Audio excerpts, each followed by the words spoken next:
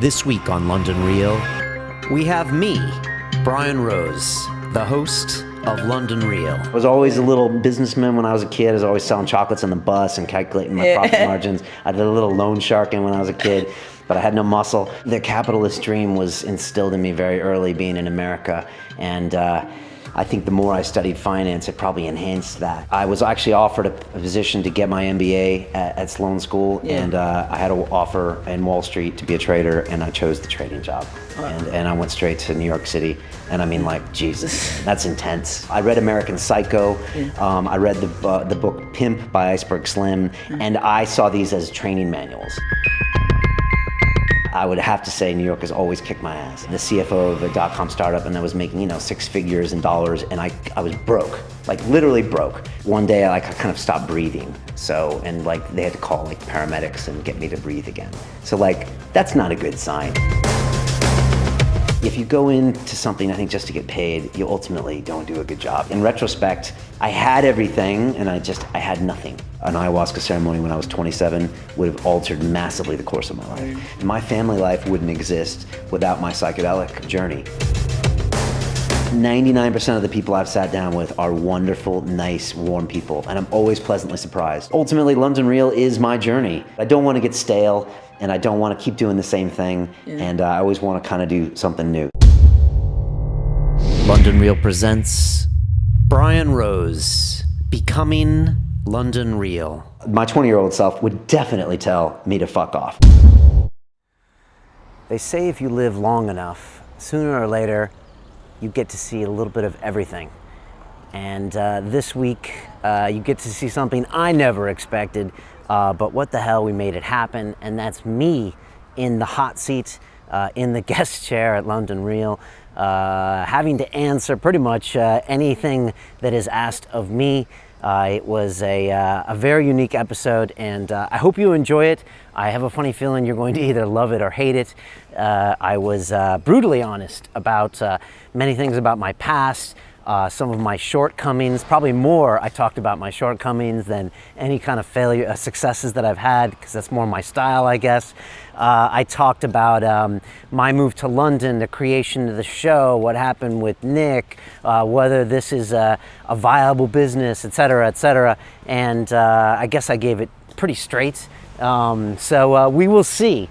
It's London Real, so if I can't sit here and get real, then I have no business producing the show every week. So there you go. I was very fortunate to have my good friend Sully Breaks interview me, and that was important, because it couldn't have just been me talking to the camera or me talking to someone I didn't give a shit about, because I think I needed to tell this story to a person, and Sully was a good one there, because he's really quite a good interviewer.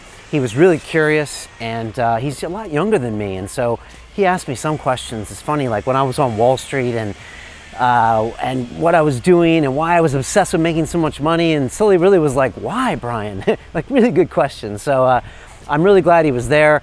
It's really funny being in the guest chair with all those lights down, and it's very intimate, and you can go in thinking, okay, I'm going to talk about this, and I'm not going to talk about this. But once you get going, you're almost it's out of control. So I finally have empathy with my guests. It's funny, some guests sit down with me and they said, Brian, what if I say something I don't want to talk about? And I always say, it's easy. Don't say what you don't want to talk about. But it's actually not that easy, because once you get flowing in the conversation and people ask you questions, it's hard not to answer. So much sympathy and empathy with any of my former guests who answered things that maybe they didn't want to. I don't know. But overall, it is what it is. So I'm putting it out there. And like I said, you will either love me or hate me more after this. And that's okay. I think it's all about the realness and the expression, and then there's something beautiful about the truth, because it is the truth, and there's no real debate after that, and so we can kind of move on after that, I think. So I don't know, I'm trying to figure this out. So let me know what you think. I'm sure you will in the comments. I will most likely not read them, because I really don't read any comments. I try to always move on to the next guest, but welcome to have them. Obviously, feel free to share this or like this or dislike it. That's okay too. But anyways, I hope you enjoy. Maybe I'll come back and do this some other time, but I got most of what I wanted to say out. Of course, I missed some pieces, and I probably glossed over, and didn't explain a lot of things too, but there you go. It's in the moment. So thanks to Silly Breaks, and thank you to you for watching me talk about me. There's probably not something more egotistical than that. So there you go. I'm doing the loops around Arnold Circus here, one of my favorite kind of quiet places here in Shoreditch. Definitely worth checking out if you're in London. And I just want to give a thanks out real quickly to our two big sponsors, and those are the guys at Monkey Nutrition. They have a very intelligent and different way of looking at supplementation. They look at it really from a macro perspective, and what does the body need and what does it not need, and they really ask hard questions about what should go in your body. And so I'm a big fan of their products and their ethos. I'm using their Primal 26 protein powder to work on my muscle up, which will get done. It is very frustrating, especially now after months and months and months. And I have the strength, but I don't have the skill. And to see other young guys doing it in front of me, it's heartbreaking. But I'm trying to remember my days in jiu-jitsu when I couldn't do an arm bar and other people could. So I'm just trying to keep it in perspective. So thanks to those guys. You can click on this link below, pick up some Primal 26, get a copy of their ebook, and just learn more about them as a company. And just big thanks to them for sponsoring us. And there you go. If you're watching this now, I would have just concluded my week with Dan Pena. That's if I made it. I'm not quite sure what is going to happen up there. I'm going to try to keep an open mind and learn as much as possible from the $50 billion man and all of his insights and madness. Let's be honest, he's a little fucking crazy. And I appreciate the invite, having him up there. And hopefully we can come together and exchange some information in a positive way. And if not, then it'll probably blow up. And I'm not one to linger long in situations I don't like. So we're gonna see how this goes. But hey, it's an adventure, so fuck it. That's what we're gonna do. So I'll let you know. And of course, next week, hopefully will be the Dan Pena episode, if we taped it. I don't even know, but there you go. And that's it. Speaking of Pena, he was out in Los Angeles for the first Bulletproof conference, which was awesome. I spoke to the Bulletproof guys, and they had a fabulous 2 or 3 day event there with 32 speakers. I think you can actually be able to watch that online at some point. So wanted to thank the guys at Bulletproof. It's a coffee that's free of molds and toxins. You mix it up with grass-fed butter and brain octane oil. Everyone loves it, including Dan Pena. And you can pick up that stuff by clicking on the link. They also have the Bulletproof Diet book that's coming out in December. You can pre-order it now, give a couple copies to your friends, and if you pre-order it, you'll get sent 9 videos right away, and I believe the first chapter on PDF. So check that out. And big fans of the diet, the coffee, Dave, the way he looks at his life. If you just did a few simple things like drank that coffee every morning and changed, say, 5 things about your diet and made it bulletproof, it would change your life considerably. I would say it would improve it by 100%. So I don't say these things lightly. I've experimented with so many things in my life, as I talk about on the show, and this is one that's a winner for me, and I've been doing it now for a year straight, I think. So there you go. So thanks to the guys at Bulletproof. Check that out. Support them for supporting us.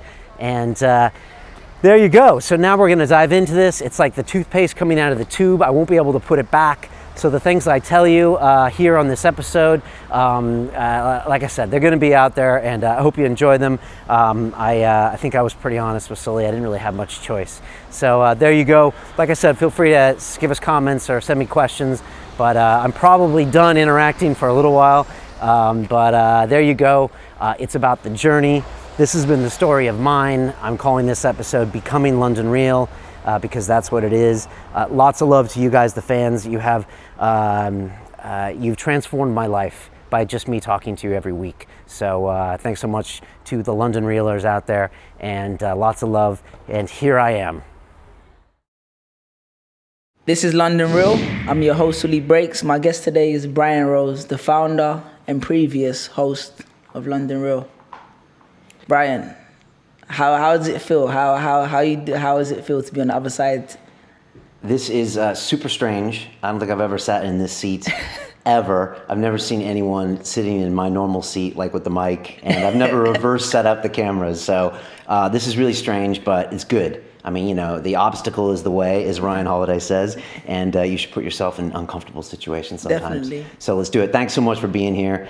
No problem. I couldn't think of anyone else that I'd rather talk to and tell them my story. So thanks for being here, man. It's no problem. I think it's long overdue anyway, because I've said it to you for a while that it's time that you speak to the audience, and we want to know your story. I want to know your story, you know, and I think this is the perfect opportunity, and I don't think you could have set it up any better. So let's start. Okay, fair enough. It's interesting you say that because, you know, I'm always the last person to talk about myself in the show. I know that. I mean, to a fault even. It's kind of silly because, like, sometimes I'll say my opinion and then I'm, like, right back to the guest.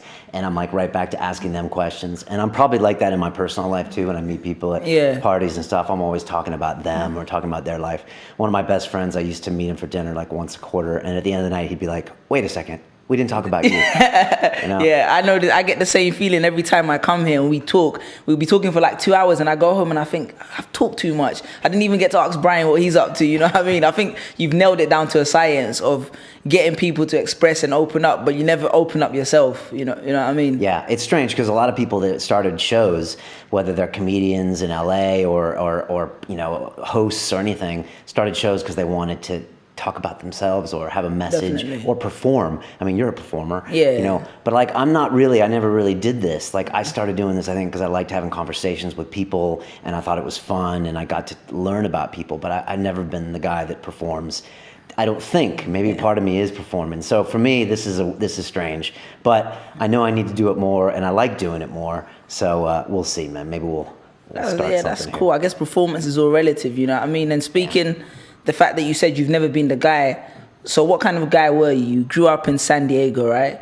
So at 13 years old, let's take it back 13. Between 10 and 13, what kind of person was Brian Rose? Let's start from there. Look at you breaking it down. Good question. Really good question. I grew up in San Diego, California, which is a strange place. I mean, it's on the beach, it's on the border. It's kind of a conservative town. Yeah. My dad was an electrical engineering major out of Caltech, and then he went into starting his own kind of like high-tech companies. So my dad is one of the smartest guys you'll ever meet, one of the coolest guys you ever met. And him and my mom kind of raised our family in San Diego until I was 7 when they got divorced and they separated. And that was like definitely a big moment for me as a child. Definitely. My brother was 9, my sister was 3, I guess. And so, but for a 7-year-old, for me, I don't know, but I think I got angry. You know, I think if I was 5, it might have been different. And I think as boys, when they grow up, for me, it was kind of like, maybe it was like a big fuck you to me, even though, of course, it had nothing to do with me. Yeah. But I think I really internalized a lot, and I think I was just like, well, the world is now telling me that we're not going to be around for you. You know, nothing's permanent in this world, and I think I really like kind of internalized that in a way. And then I was also really self-reliant because there wasn't a lot of people necessarily, you know, telling me what to do or taking care of me. So I was just like all about handling my own business. So like when I was 9 or 10, like I was waking up early, I was getting the bus for an hour to school, I was getting my homework done. It was all about me getting my stuff done. So what was the incentive? I mean, what was your passion? It's interesting that you said your dad did engineering because you later went to study engineering. I thought you would have kind of been opposed to going that route because of all this anger you felt at the divorce situation. So at that age, what was your passion? What was driving you to be that self-reliant person? What was your goal? Did you want to be a scientist? What was it? It's a good question. I mean, I think science and tech is kind of runs in my family. My brother's a computer science guy from Stanford, and my dad was an electrical engineer. I became later a mechanical engineering degree, and so I was always working on my Ford Mustang when I was a kid. And so for me, I think that was my rebellious, is that I wasn't going to be. I mean, I did a lot of computer programming in school, and meant science fairs. That was my thing. Really? I was like crazy science fair kid. Like 5th grade, 6th grade, 7th grade, I went to the state science fairs and won like 3rd place in California. I was like big, man. I was always doing the experiments. I mean, I was proper dork kid. Really? Yeah, I was in the garage with like all the things on, and like I would take 3, 4, 5 months to do my science fair project. So really, yeah. And they taught us to computer program really early. When I was in 5th grade, 10 years old, I got San Diego had a really weird system where they had like a reverse integration system. So if I took a bus from our neighborhood for an hour down into kind of the inner city neighborhoods, I could learn how to program like Fortran and Pascal, which was like unheard of. But 90% of my schoolmates were Black and Hispanic.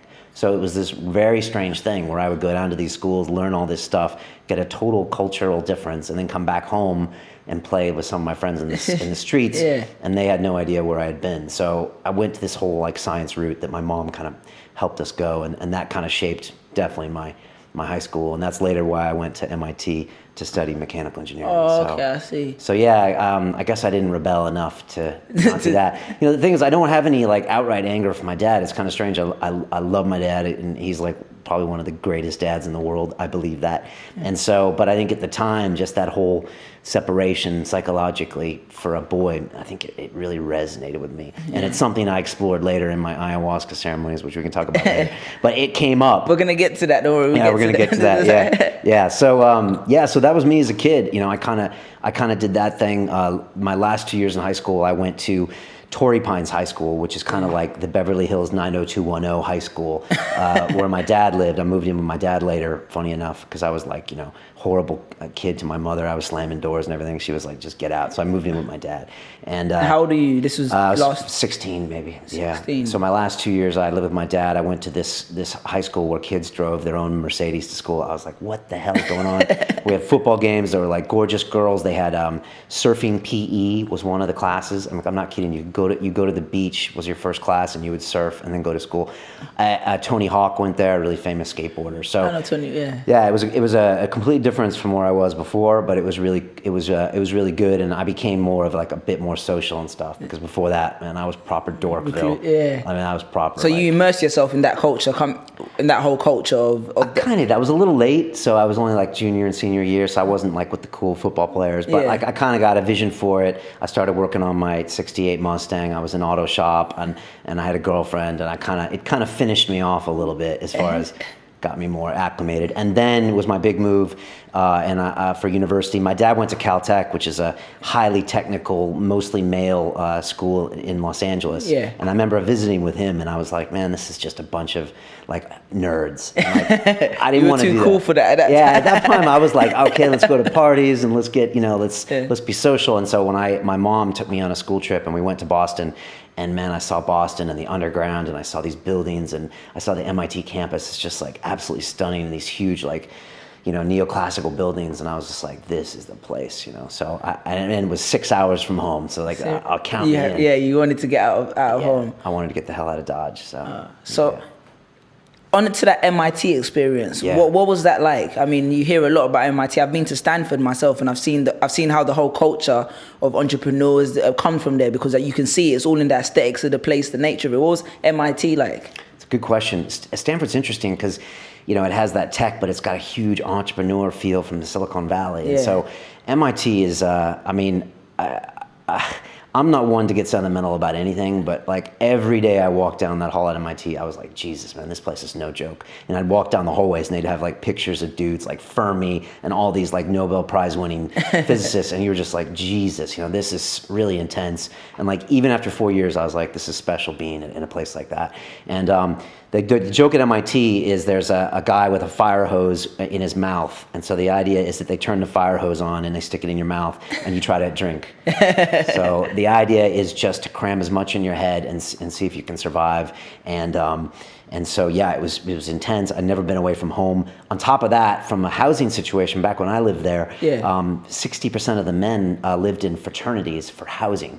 So, like, it's the most intense thing. I got there, I was given a temporary dorm room, and 2 days later, I was hitting every single fraternity in the school. And 4 days later, I pledged a fraternity and moved into a house full of 50 guys where the maximum age was 22. We cooked for ourselves, we cleaned for ourselves, we partied for ourselves, and it was just like this small little group. And I was a pledge, and they were brothers, and there was hazing, and there was like, it was the most intense experience. And now in retrospect, one of the most fun. And it was just like, wow, it taught me really how to be a man, how you interact with other men, what's cool to do, what's not cool to do. How to be social, how to party, and also get your work done. And I saw guys fail out as well. And like literally they went from MIT and then they went back home and they became like a bike messenger. Wow. Like I saw guys just crash and burn. So it was really intense, also so much fun. And from a social standpoint, it was just like it's just crazy. Yeah. I think Lord of the Flies is what it was like. Yeah, I've heard about the kind of the college system in the States, man. I've always envied it, just looking at it from an outsider perspective, because our experience is cool, but I mean yours just looks like on another completely different level. And I can imagine that contributed to a lot towards your growth and your transformation. So being in that space, did your aspirations change, or is that what took you from there to the next phase of your life, which was Wall Street, right? Yeah, it was. Man, good questions. You're good at this. I gotta watch my back. I'm putting it on you. You might lose your job, you know? I know, no, it's good. It's good. I like competition's good. It's a good question. I was studying mechanical engineering, which is kind of like, engines and aerospace, as opposed to electrical engineering or computer science. The internet didn't really exist at this point. Yeah. I was given my first email account in 1989, and I was like, what the hell is this? So there was no web. I didn't really like computer programming. That was like ultra dorky for me, but I liked the way things moved, and so I studied mechanical engineering. And my first summer internship, I was 18, and I worked for Ford Motor Company in Michigan, and that was like my dream. I had a Ford Mustang when I was a kid, and I was like literally at the Ford buildings working on, some project for a car that was going to be built in 6 years, and I was like, this is awesome. And then after about 3 months, I looked around, and there was like these 55-year-old dudes, that had been there all their lives, making like $50 grand, and I was like, I don't want to do this, man. This is not my course. It's a corporation, and I was like, I don't want to do this. So when I got back to school, I had another internship at an aerospace company, and finally I was like, you know what? I want to study finance.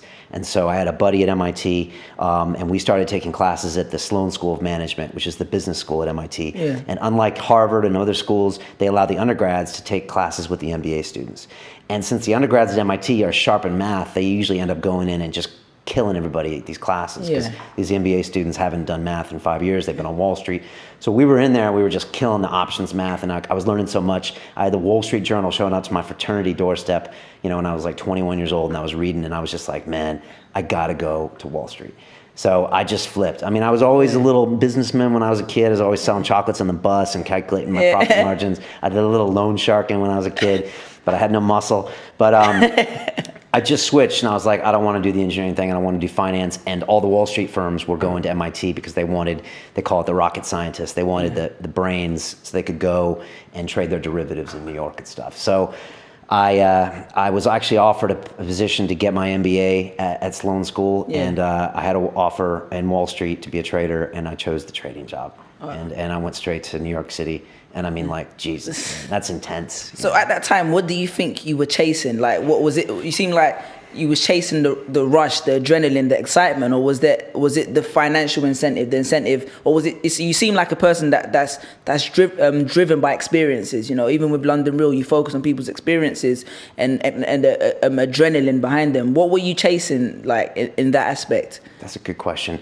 I think the capitalist dream was instilled in me very early, being in America, and I think the more I studied finance, it probably enhanced that. And so I think I really had a goal of maybe success and probably money. Probably money was the way I was going to judge my success. I mean, when you're in university, it's hard to tell because there's so many different things going on, and you're learning and you're not around people with money. But I think for me, like, the banking industry was just so foreign, and it was Gordon Gekko, and it was just like, geez, this is intense. I mean, I could go to an aerospace company and work. I worked on like a rocket ship project and a Galileo space probe, and that was cool, but it wasn't like Wall Street where it just felt like all the energy was happening. Yeah. I didn't have any idea the money involved at the time, so I can't say it was just that, but for me, I think it was the rush, the competition. Back then, that was kind of like, that was the tech startup of the day. Yeah. If you wanted to go and make things happen, and it was like Wall Street was kind of the place, and then I had that opportunity, and I went for it. So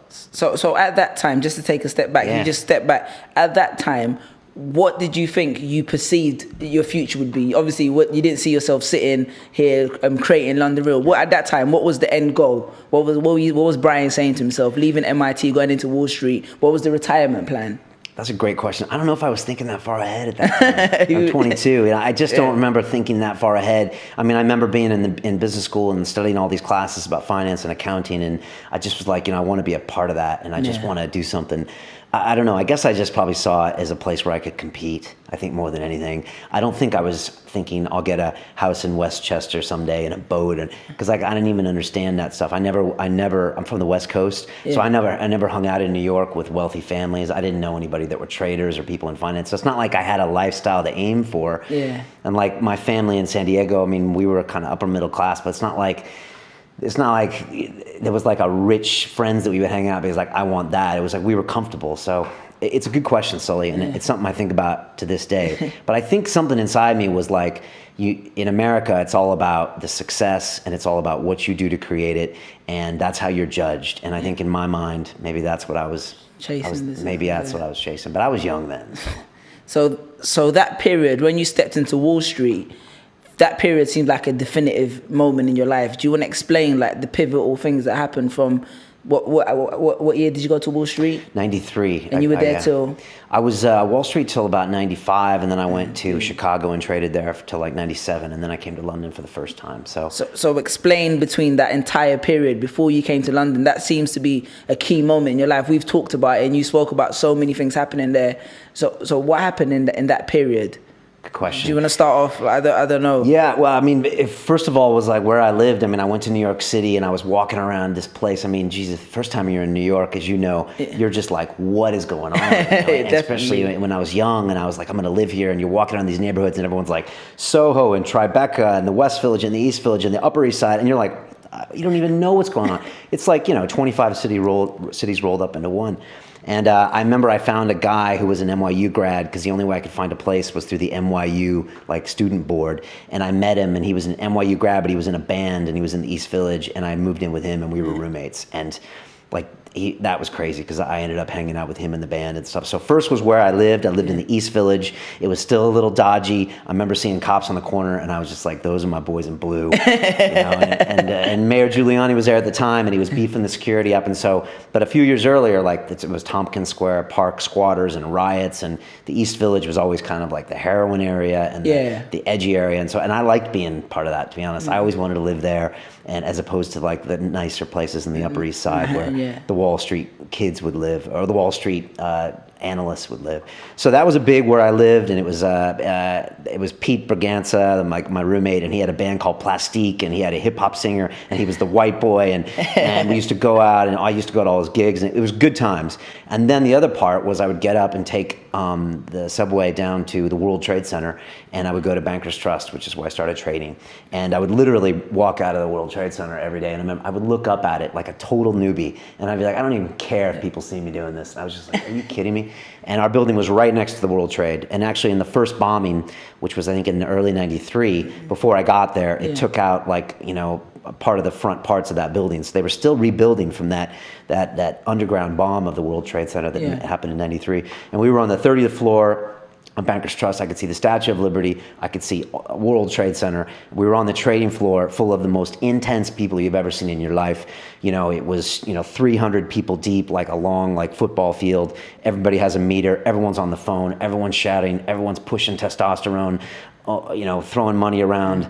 There was a woman from MIT who got me the interview there, and I walked by her, and someone was like, yeah, she's no joke. And I was like, what? And she's like, she owns like 20% of the entire Irish government debt. And that's her position. She's trading it. And I was like, what the fuck are you talking about? And like, it was just this whole atmosphere. It was so intense. And they gave me a phone, and they said, here's your phone to the Chicago Futures Exchange, to the Mercantile Exchange, the Bond Future Exchange. Here's your phone to all the brokers. And they're like, trade. I mean, like, I don't think it could have happened anyway. Like within 2 weeks, I was on the phone doing real stuff. And so I was really lucky. But I also got to see like the politics and the intensity and the money and all the things going on. And I learned really fast about in a positive or negative way. I mean, I loved it. I had more fun at work than I did at home. Because it was always like drama. There was always people messing with each other and swearing and threats, and because it's this weird posturing position, and there's lots of money being made, tens, hundreds of millions of dollars. And at the end of the year, the head of the desk has to decide who gets the money. So there's posturing, and everyone's like, and there's like maybe 6 alpha males on the desk, and they're all trying to get the biggest paycheck. So if they can make one look bad, they might get an extra few hundred grand of the year. So it's this whole mind game that gets played. And when it gets to December, everything goes up. The stakes go up because that's when the bonuses are decided. So like I wasn't involved in that. I was so young. I was just watching, and I just saw, and I got hazed, and I got messed with, and I saw it all happen. But it was a lot of fun, a great education. I learned a lot about derivatives. So yeah, that was kind of my New York experience. Yeah, I mean, my only experience of Wall Street is from the movie, for instance, The Wolf on Wall Street. How close was your experience compared to that, or was it exaggerated for Hollywood's sake? I didn't like The Wolf of Wall Street. It's the thing is that wasn't really Wall Street. I mean, he had this kind of bucket shop that would sell penny stocks to stupid consumers. We were interbank dealers where we were trading like pretty sophisticated derivative instruments between major financial institutions. So no, we weren't doing like lines of coke. There weren't prostitutes on the desk. And like I've told people, like in the long run, like if you really want to be a player in a bank or on Wall Street back then, I mean, you had to have your game tight in all ways. And I just don't think you could survive with a coke habit doing that. Like you would screw it up. And for there, you had to be on your game. You have to manage your risk. You have to know how to cut your losses and maximize your gains. And you have to be thinking constantly. There's a lot of stress. It's like playing poker. You got to know when to hold, when to fold, and you're constantly running positions over the weekend. And it's like there's a lot going on there. And so that's different than the Wolf of Wall Street. Now, is it like Gordon Gekko from the movie Wall Street? He's more in mergers and acquisitions and buying companies and stuff. So it's not like that. The thing about Wall Street is there's so many facets of it. Yeah. But what I saw it as as a derivatives trader. And so it's kind of an interesting game, but that's what I did. And it was, I loved it. And I started hanging out with guys that did that, and I made some good friends in the city kind of on that tip. So at that time, what was going on in your personal life and your social life? What was shaping you outside of the work? Or was everything just work driven? You were just ambitious and focused on hitting targets, making bonuses? Yeah, it's a good question. I guess I started hanging out with kind of my indie rock roommates, and then I started hanging out with some kind of investment bankers and guys I met from college and guys I met in the city. Yeah. So I had one group of guys that would want to buy Cristal when they go out, and one group of guys that would just want to buy, just Budweiser. And so I kind of started hanging out with both. But yeah, I definitely saw that like fast-paced Manhattan lifestyle, and I definitely drawn to it. And like, we didn't really have that much money, but we spent the money like we had it, typical kind of young Wall Street people. Yeah. Like you buy the bottle. I remember a buddy of mine, he would just start buying bottles of Cristal just for the hell of it. And then like wake up the next morning and I'd look at and I'd be like, I'd call him, I'd be like, dude, you bought 2 bottles of Cristal last night. I can't even pay my rent this month. Like, what are you doing? But it was just like that mentality of consume. One guy got a house that was in a penthouse at like a building, and then the next guy would have to get it. And it was really, I mean, it probably sounds horrible to the people listening, but at the time it just became this like spending lifestyle. I read American Psycho. I read the book Pimp by Iceberg Slim, and I saw these as training manuals. And so, for American Psycho, I used to go and try to dress like him, and me and a buddy would joke, and I'd be like, today I'm wearing, Prada loafers with a da-da-da-da-da. I mean, I'd write like a 2-page description about what I was wearing a la American Psycho. And then I read Pimp, and I was like, we were kind of a little extreme as far as doing that. I was going out a lot, trying to be social, and partying a lot in New York City, that kind of thing. So.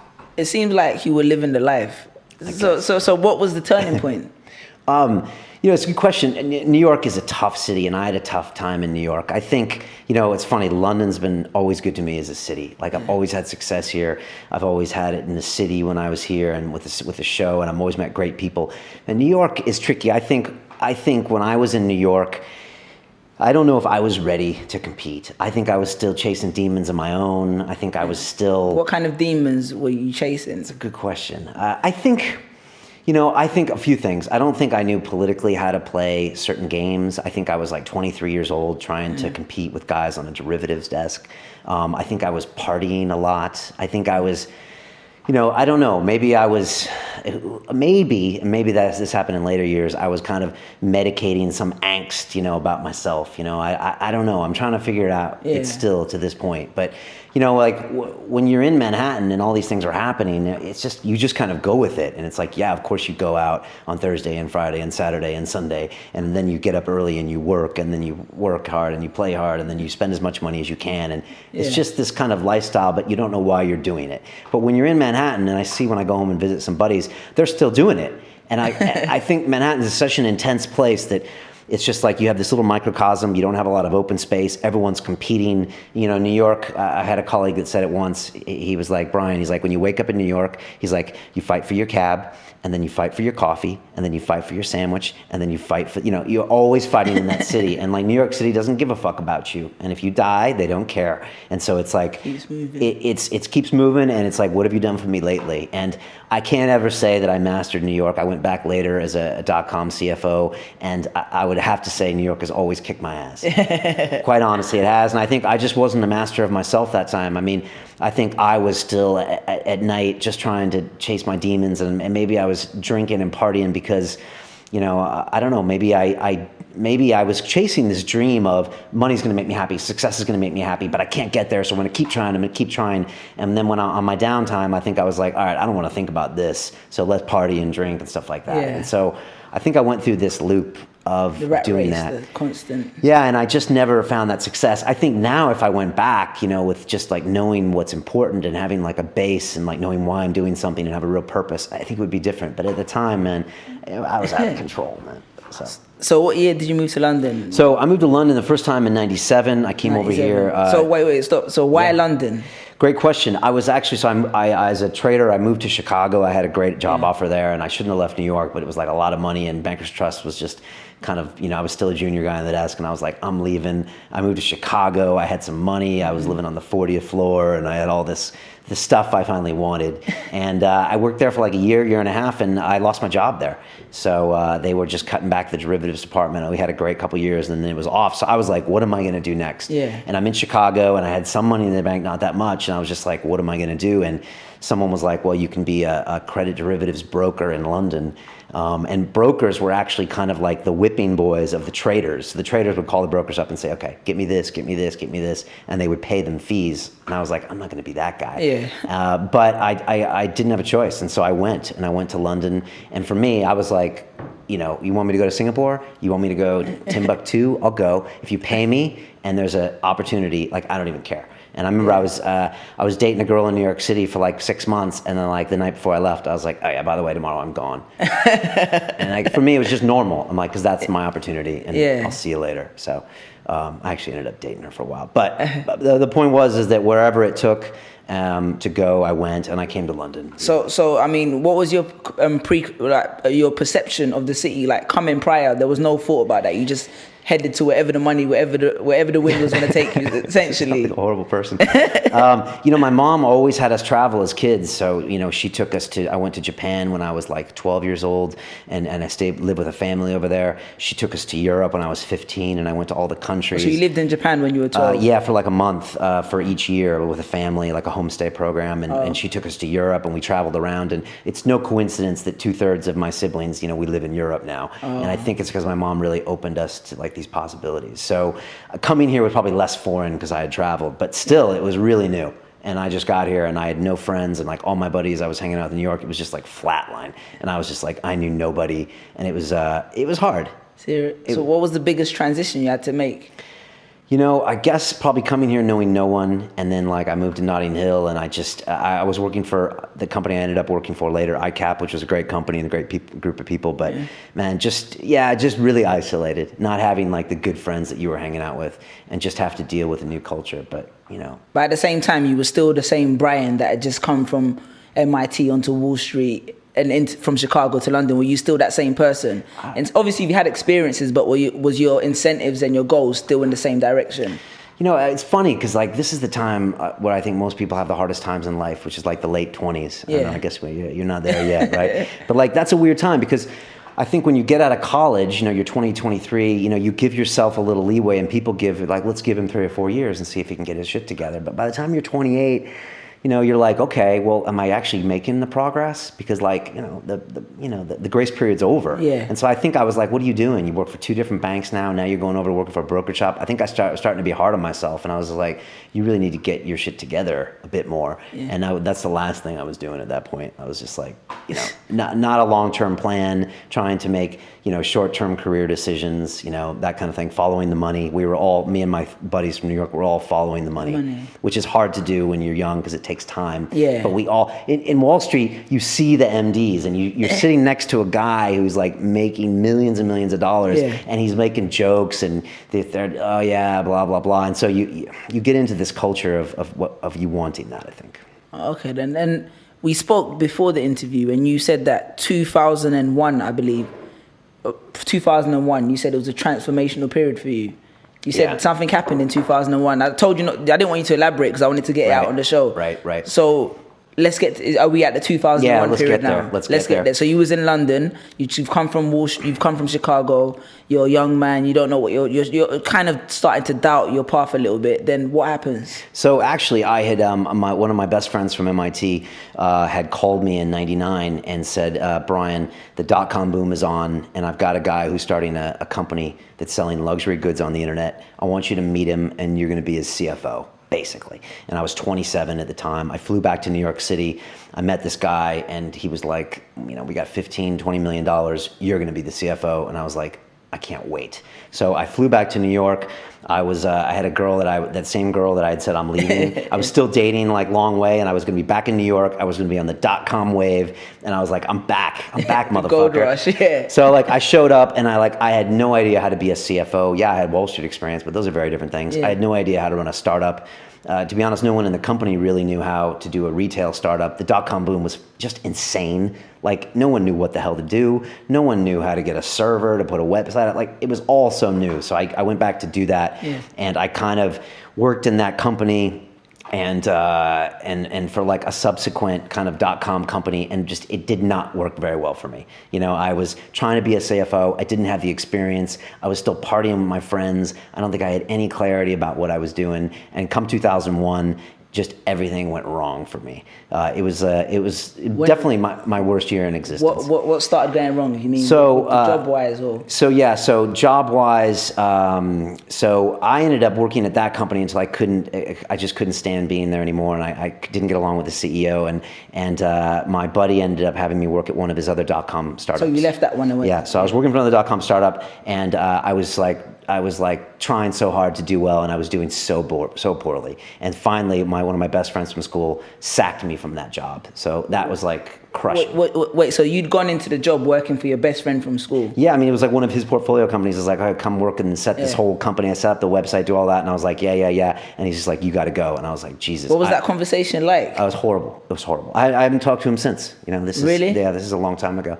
And so like, I don't blame him at the time. Like I was kind of a mess. I couldn't really run the company. I was like, I was partying. I was just a mess. I wasn't happy. I didn't know why I was doing what I was doing. I was trying to do things, but it was just like this really bad effort. So like that happened.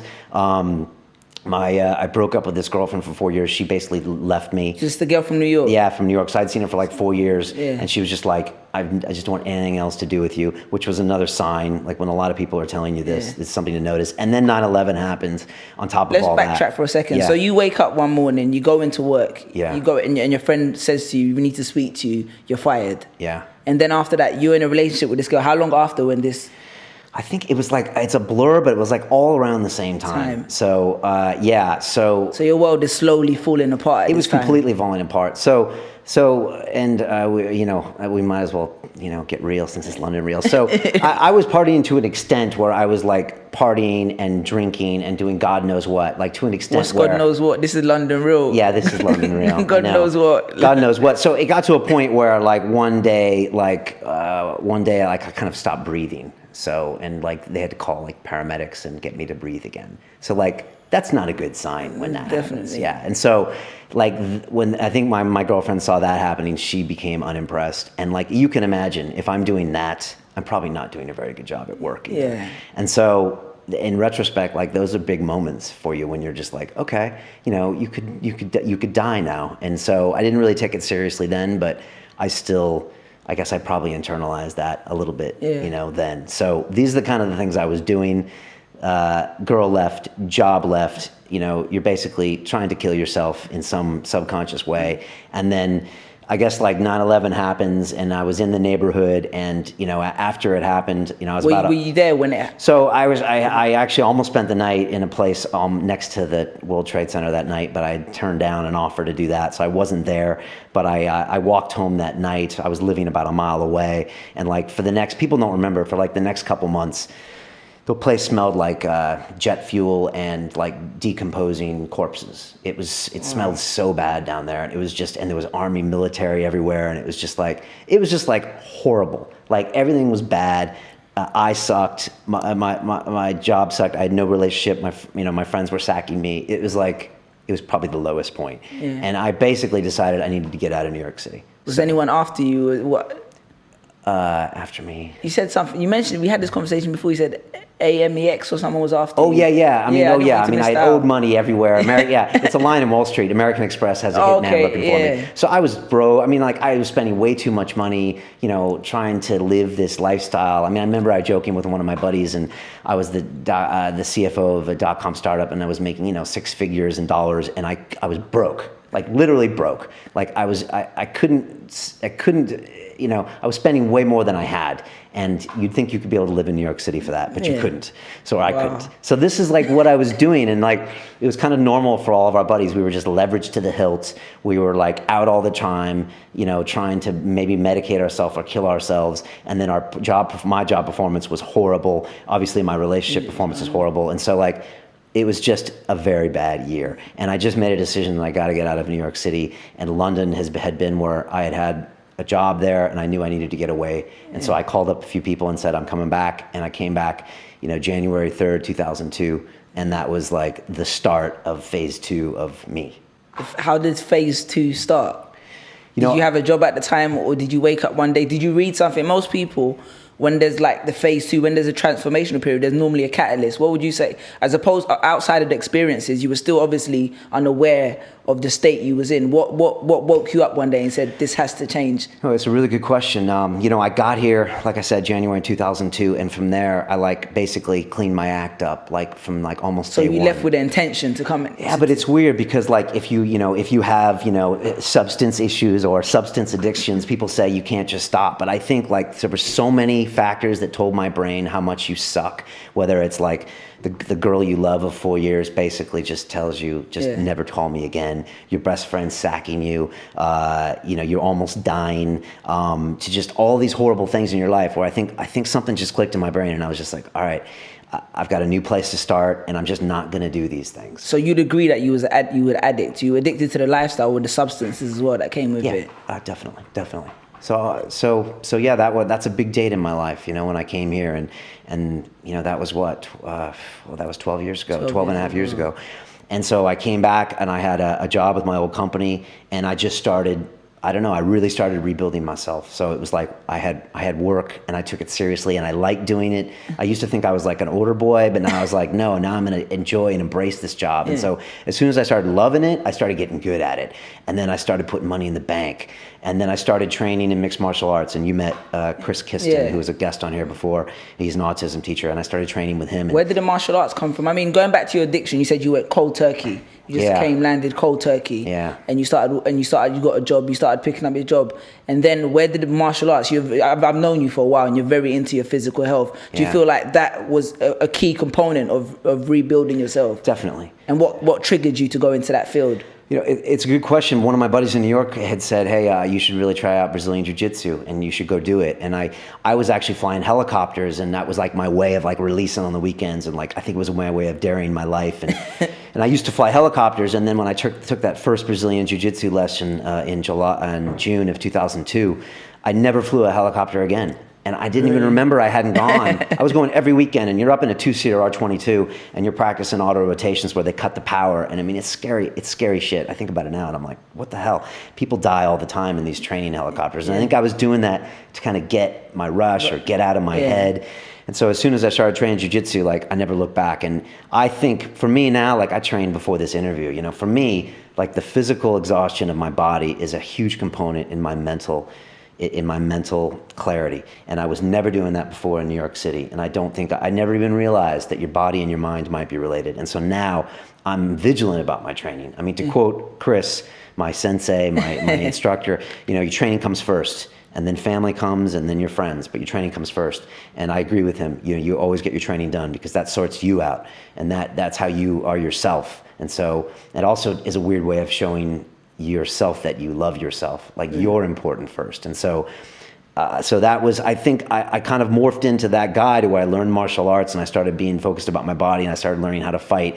And like, I can literally look back for those first few years, and you could probably look at my posture and even my body type, and I was probably like this, and I just slowly started to become, like confident in myself and one with myself. And there's something about mastering your body and just mastering my mind. And I was no longer a slave to these bad behaviors. And I was just like, okay, I'm becoming like a Brian Rose I'm proud of. Yeah, I totally agree. We had this conversation before, maybe like a year ago, and you emphasized to me the importance of physical health and the benefits, and I started engaging in it. And I definitely, because before a lot of people train, but they never take into consideration the mental aspects and the mental benefits, and I started to be aware of that, and I definitely see the difference a year down the line or a couple months down the line of engaging in that practice, and I know you're a big advocate of that. Yeah, I am. You look great, by the way. Oh, I'm trying. I'm trying to do my muscle up. I'm not there yet. That's a tricky one. It's funny because that's kind of even gone over to my meditation now, and I kind of take the meditation just as seriously, and I go through my routine later, but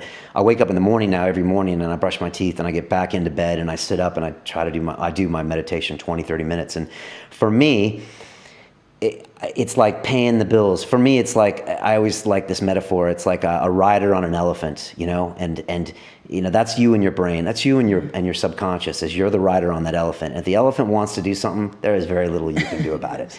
But if you do your meditation, you can kind of become the guy that can kind of guide the elephant around. And for me, if I don't train and if I don't meditate, then I find myself wanting to engage in destructive behaviors. It's that simple.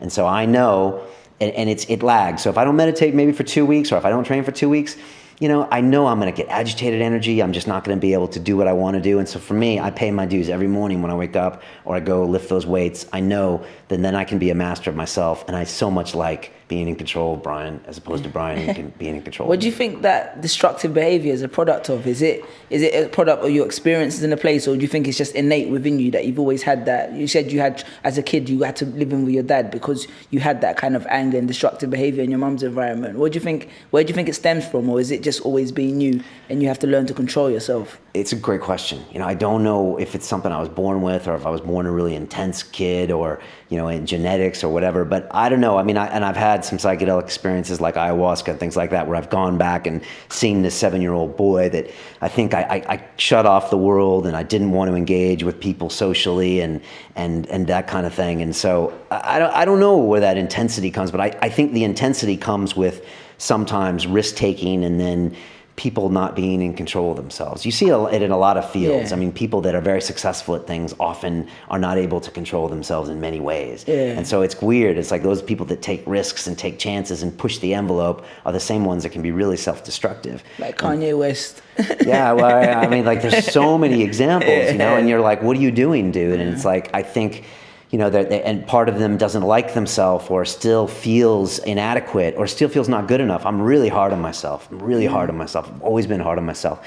And so for me, I wake up every morning and I say, what have you done for me lately? Why aren't you killing it today? What have you done? And so I think maybe I was medicating to my own judgment of myself. I think maybe I was just trying to get my brain to leave me the fuck alone for 3 hours every night, when I could come home and just remove myself from the world a little bit. I think that's what I was doing. And so it's just something I have to be aware of these days. But I felt like with my psychedelic journeys, I've understood how I work a little bit more. Yeah. Understand also where I used to be really hesitant about opening myself up to other people and getting hurt in relationships and like all that too. And so it's not a good answer, and I'm still trying to figure it out, but I think it's all related. Yeah. I think it's all related. But like, one thing I want people to say and to know about me is that people like see me on the show, and people walk around and they're like, oh, Brian has all his shit together, and he's like doing the show, and he made some money in banking and blah, blah, blah. But first of all, it hasn't always been like that. I mean, literally, American Express would be calling my dad and harassing him, and he'd be like, "What the hell is going on, Brian?" And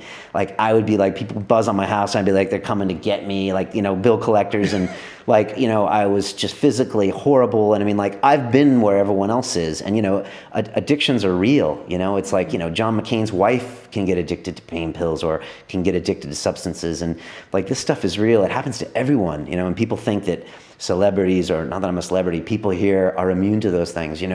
I'm not. I've been there when all these situations that other people are in. It's just, I've tried to handle a lot of that stuff, but there's still challenges. It's just, I feel like I've kind of understood those challenges, and that's a great thing about age. Ice-T says it best.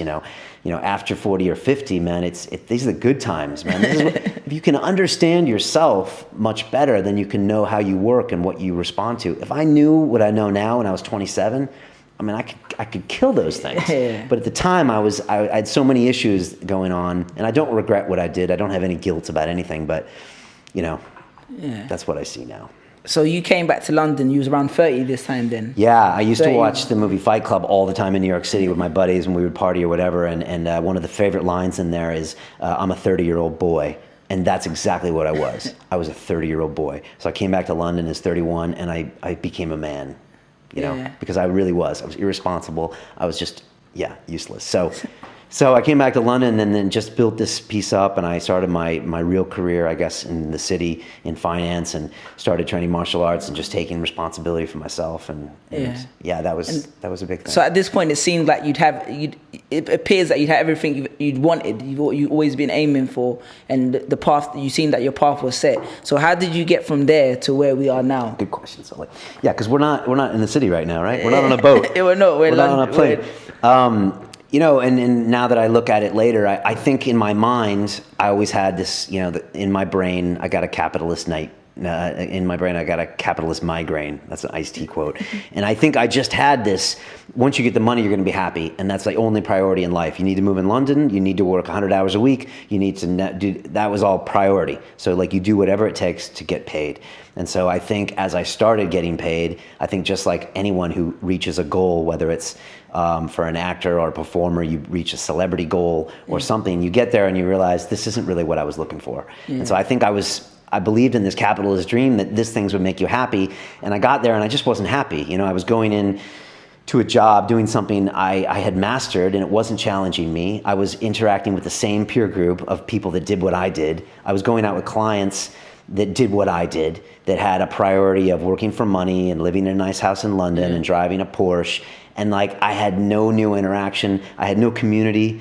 I had no like autonomy. I didn't feel like I could create anything. And I was just like, in retrospect, I had everything and I had nothing, I really didn't have a reason for being around. I had no family and I had relationships, but I just didn't have like a purpose. And I think it was really starting to eat away at me.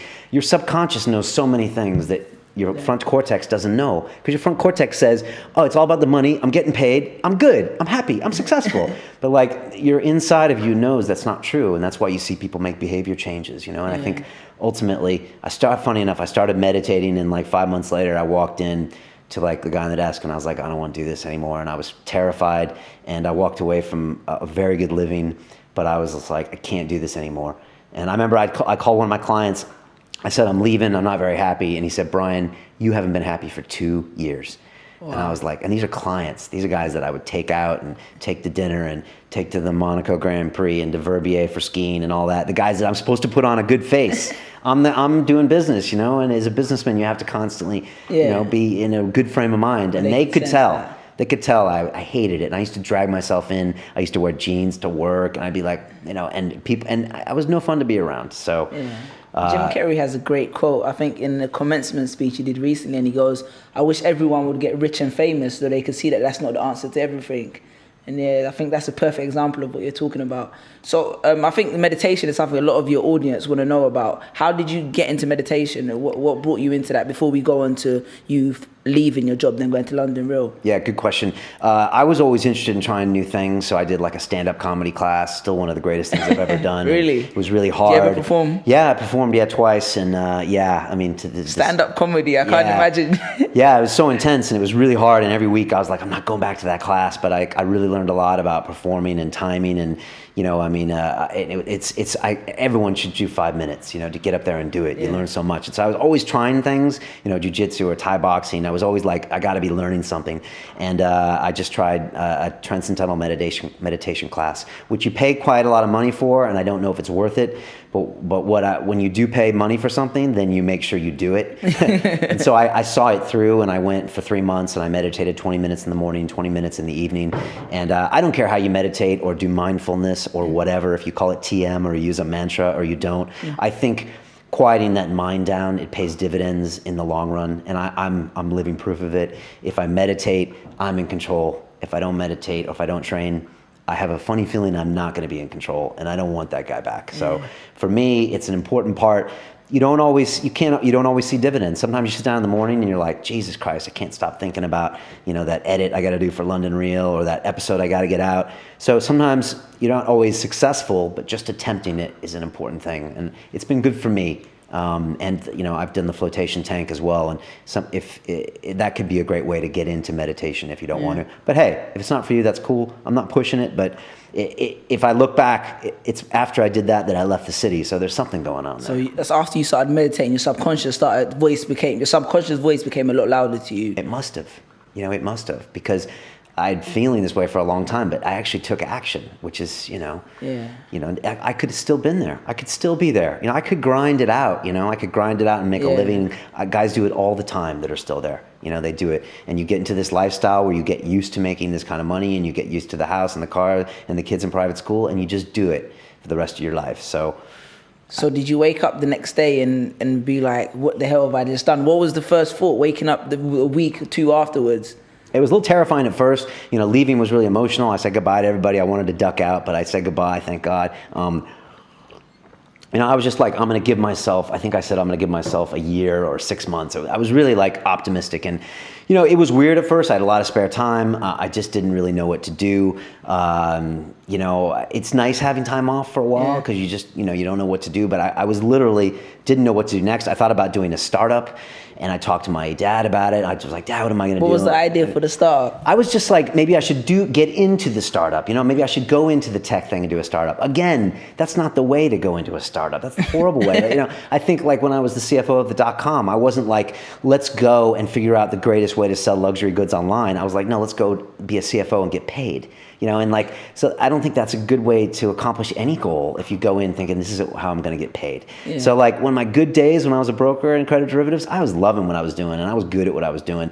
But if you go into something, I think just to get paid, you ultimately don't do a good job. And so I toyed with doing a startup, and I remember really telling my dad, I don't know what I'm going to do. And my dad was just like, he's like, good, you shouldn't always know what you want to do. My dad was really zen about it. And I ultimately realized, I was like, I don't want to, why am I going to do a startup so then I can IPO and then I can tell all my friends in high school how successful I was? And I was like, I don't need that cue. Like, I don't need a cue. I don't need a success cue. Yeah. And like, I don't need to tell people how much money I make. And I remember I started telling people like, I didn't used to work in this city, because that was me at first. Oh, I used to work in this city. And like, stop saying that. Like, stop identifying with your job, you know? And so like, I tried to get this narrative in my brain to go a different way and not to like latch on to these previous things that create your character. So I thought about doing that, and then, and then London Real just happened. Really, I mean, the brief of the London Real story is that you and Nick were walking. You always had walks, and eventually that concept came. Let's interview some of these people. What was the inspiration? I mean, Joe Rogan, you speak about him a lot. He's an influence on your stuff. And also, I mean, what was the relationship between you and Nick prior to you guys just walking down the street, asking yourself all these questions? Great questions. I've been training in mixed martial arts and Brazilian Jiu-Jitsu, so I started watching the UFC. So I started listening to Joe Rogan comment on the UFC. I'd never really heard much about his comedy, and then I started watching his podcast, which was it started off him and his two buddies on a sofa with like a laptop screen on Ustream. I mean, it was super low tech. Yeah. And I started watching these things on my computer at home, and I was just like, wow, a guy's talking for 3 hours about, I don't know what attracted me to it. Just kind of like uncensored media, talk about whatever you want. They were really pro marijuana, and I was never really pro marijuana myself, but I liked the fact that they were able to talk about it. Yeah. So it was like just free thinking and free thoughts, and I was really attracted to it. I remember watching those first Rogan episodes and the music playing at the end, and I was just like, wow, I felt like I just had a download into my cranium, of just ideas and just a perspective of you can talk about whatever you want to talk about and you can be whoever you're going to be. And I don't know, it was really inspiring. And I remember I told my dad, I was like, you should start a podcast. I told my dad on the phone. My dad's a real character and he's just a great, wonderful guy. And I told him that and he was like, yeah, you're crazy. So I was already thinking that way. Oh, okay. And Nick was one of my Brazilian Jiu-Jitsu trainers. I had a few, but I trained with him on the weekends. Okay, I remember you saying at yeah, Hodger Gracie's Academy in London, great school. And I was training with him like once a week. And during the day, I didn't have anything to do, and he didn't have anything to do because he was training at nights or on weekends. And so we'd walk around London and just like talk and about everything, girls or money or business or relationships or philosophy. And then after a couple of them, I was just like, that would be a good podcast. That would be a good podcast if we recorded that. Yeah. And Nick was just like, let's do it. Fuck it, let's do it. And I was just like, okay, if I'm going to be the podcast guy, then I've got to, I got to get out of my own head. I got to tell all my former friends and all my people that know me as the city guy that I'm now, talking into microphones on YouTube at home. So and I was conscious of that. I was like, and so I thought about it for a couple weeks. And like for Nick, he was just like, he had really nothing to lose. He was like, fuck it, no one's going to say this is ridiculous. But for me, I thought I had stuff to lose. And so ultimately, though, I went for it. How long had you been unemployed at this point? So our first episode was, I think, October or November. And so I'd been 9 months. 9 months. So you really have time to get to know yourself and explore. Yeah, I don't know what I was doing. It's interesting. I'll talk about my family in a bit. But, my long-term girlfriend, her daughter had come back into London. And I was spending time with her as well. And so that was interesting. I was kind of slowly becoming a dad in a weird way. And I don't even know what I was doing that year. I was just training and I don't know what I was doing. Mm-hmm. So, that came up. And then once I decided to do it, then it was on. You went back into focus mode. I have a tendency to be obsessive. Yeah, I know you. Okay. You tell me you weigh yourself every morning. You know what I mean? Oh, that, yeah. Also, when it comes to projects, so when I was in the fraternity at MIT, every pledge class, which is the new guys in the fraternity that have to do push-ups and say, yes, sir, may I have another sir for 6 months, they have to build something for the house. Yeah. And so I got this idea that we were going to build a bar, and it was a fraternity bar, and it was this huge, beautiful bar. And I worked on that thing straight for 6 weeks. I didn't go to physics. I didn't go to all my classes. I just stayed at home with a saw and I worked on this thing. And so I have a history of becoming very project focused. And when I do, I just get crazy. And, in my Brazilian Jiu-Jitsu and MMA training, I would watch videos all the time. I would buy all the gear. I would train, when I first started lifting, I was just reading all the books. So when I do decide to do something, I go just super intense. I'm not saying that's a good quality, but it's just what I do. I gather that about you, just having the conversations with you, and that's why I have no doubt of the success of London Real, because I see that intensity, and that's a quality that most successful people have. There's always stories about how the obsessiveness of how people go into their training, like Floyd Mayweather. Apparently he finishes in the club and he goes for a jog. You know what I mean? There's always that intensity which is associated with people who find success in their respective industries. So whether it's good or bad, it's working for you. You know what I mean? So. Yeah, it's definitely. It's an asset, I guess, when it comes to something like this. It just, once I decided to flip the switch, it just became all encompassing. And so I remember building this desk, because this was an old desk I had at my previous flat, and it had been stored in a closet. And I remember this room, and I remember screwing the screws, and I'm like, I am building this show. It's really weird to look at this desk, and I literally built it, and and it started, and it was and then the name was something I had always been impressed by things with the name in London. So I took a DJ and audio course from the London School of Sound, and I was like, what a cool name. All they did was stick London in front of their name and they get instant credibility. And there was the London Sleep Institute, and I was like, wow. So for me, I always thought London, it just, first of all, the city has so many connotations in the world, and it has such a great, I don't know of any other city that means as much to me when you say London. It's so many different things and nuanced things, and it's not overused like New York. And so that was always important, that I wanted London in there. And then we were talking about London Real Deal, as talking the real deal. And then I remember I said, Nick, or I was like, well, just London Real. And then that's how we went with it. And then once I did it, I did it. And so I lived, eat, breathed London Real. I lived in this studio. I woke up, I checked the Facebook, and then I just became obsessed with this show, I guess. So the beginning periods, was this the honeymoon period? Was everything going well, and was it exactly what you imagined it to be with London Real, this show, the guests you were getting? No, not at all. There's been I don't think there's been a honeymoon period on London Real, and like I don't know what it looks like from the outside, but yeah, no, there's no honeymoon here. In the beginning, we really had no idea what we were doing. We didn't even have guests. It was just two guys talking. I didn't really know what to do with the cameras. I was trying things out and experimenting. I had a little experience on YouTube as far as I'd uploaded some videos, of me and on a safari on YouTube, and so. At first, it was just like, well, what are we going to do? Oh, a cool friend, let's invite him over. Oh, they actually want to show up on camera. So it was really like, we don't even know what we're doing or why we're doing it, but it kind of felt fun and it felt good. And I got all sorts of feedback. I mean, amazing what happens when you do something like this, the negative feedback you get from your friends and your family. It's fascinating. It's something that people get uncomfortable when people around them change. I really noticed it. So what was some of the feedback? I mean, where was it coming from the most? People are always like, my friends don't support my startup and my family doesn't support my startup. And I remember going to my Facebook page and like 10% of my friends had liked London Real. And like I told them all, this is my life. For 3 months, I had been doing it. I'd sent people shows, my best friends. I was like, have you watched one of my shows? Could you watch this? No, I'm too busy. So, and they hadn't even liked my page. And so I was like, wow, and so that's when I learned, if you do a startup or a show like this, you can't rely on your friends and family, and you shouldn't rely on your friends and family. Just like a startup, you have to go out there and find your audience. And this is one of the hurdles, and if you can't jump over that hurdle, then you die. And you know what? You should die. And I emailed Joe Rogan and Red Band, and I said, how do you guys do your audio, and how do you guys do your video? And you know what they told me? Oh. Nothing. Okay? And that was a great sign, because you know what? If I had been a punk, then I would have just punked out. They never told me how.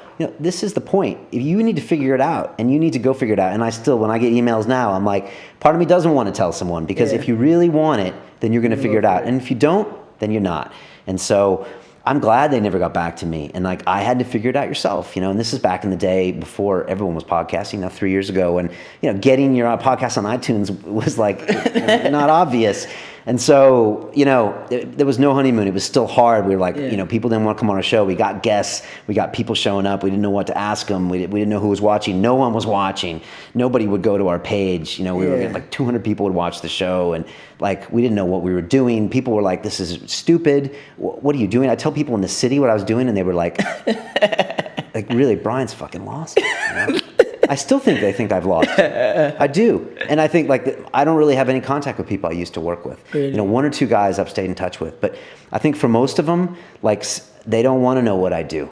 And I think it's a subconscious thing. I think for a few things, maybe they don't give a shit what I'm doing. Fair enough. Yeah. Maybe I am insane. Fair enough. But also part of it, if you live a certain way and if you do a job and a certain lifestyle, then subconsciously that's right. And if you see someone doing something that you're not doing, then I think then you just you don't even want to engage with them, because it's like, well, I don't even want to engage with the fact that he's doing something that he loves or something that's different. And so I don't have any contact with that crew. Yeah, I mean, that's the area me and you can entirely relate. As a performer, I know exactly how that feels. And whenever someone messages me, I always say, as a new entertainer or new artist, don't expect your fans to be your friends, because they're not your friends to be your fans, because they're not entitled to it at the end of the day. I mean, just because we're friends doesn't mean you have to like what I'm doing. And that's the biggest expectation that people have, that the people around them are going to support them. But that's the worst thing you can think. You have to be prepared that no one's going to support you, and you got to find those guys that want to support what you're doing. Yeah. So yeah, I can totally relate in that area. So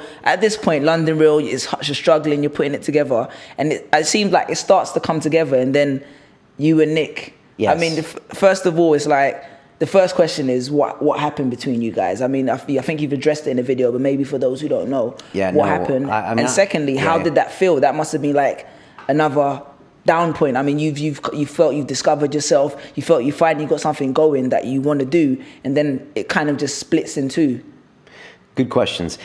Just a couple milestones for the show that we had after 6 or 8 months, or maybe about a year actually.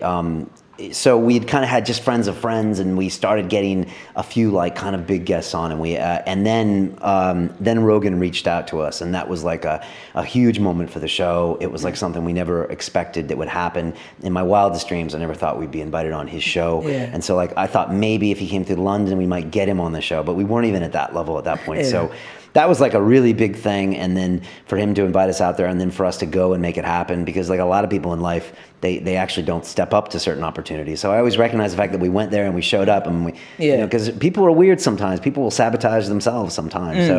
So like that was really big. And like certain interviews with like Dorian Yates and Graham Hancock, I mean, we were really getting some momentum. And I mean, just as an aside, like it's hard to thank, Joe Rogan enough for doing that. And like I try to maybe look at the little mini London Reels sometimes and have young people on, and hopefully try to like give them an audience or expose them that someday some of that good energy will come back. But just like that was just a crazy thing to your mind. I mean, I really felt like we were on a planet on Mars broadcasting a signal out in the solar system, and then finally one day somebody broadcast a signal back and said, "We hear you."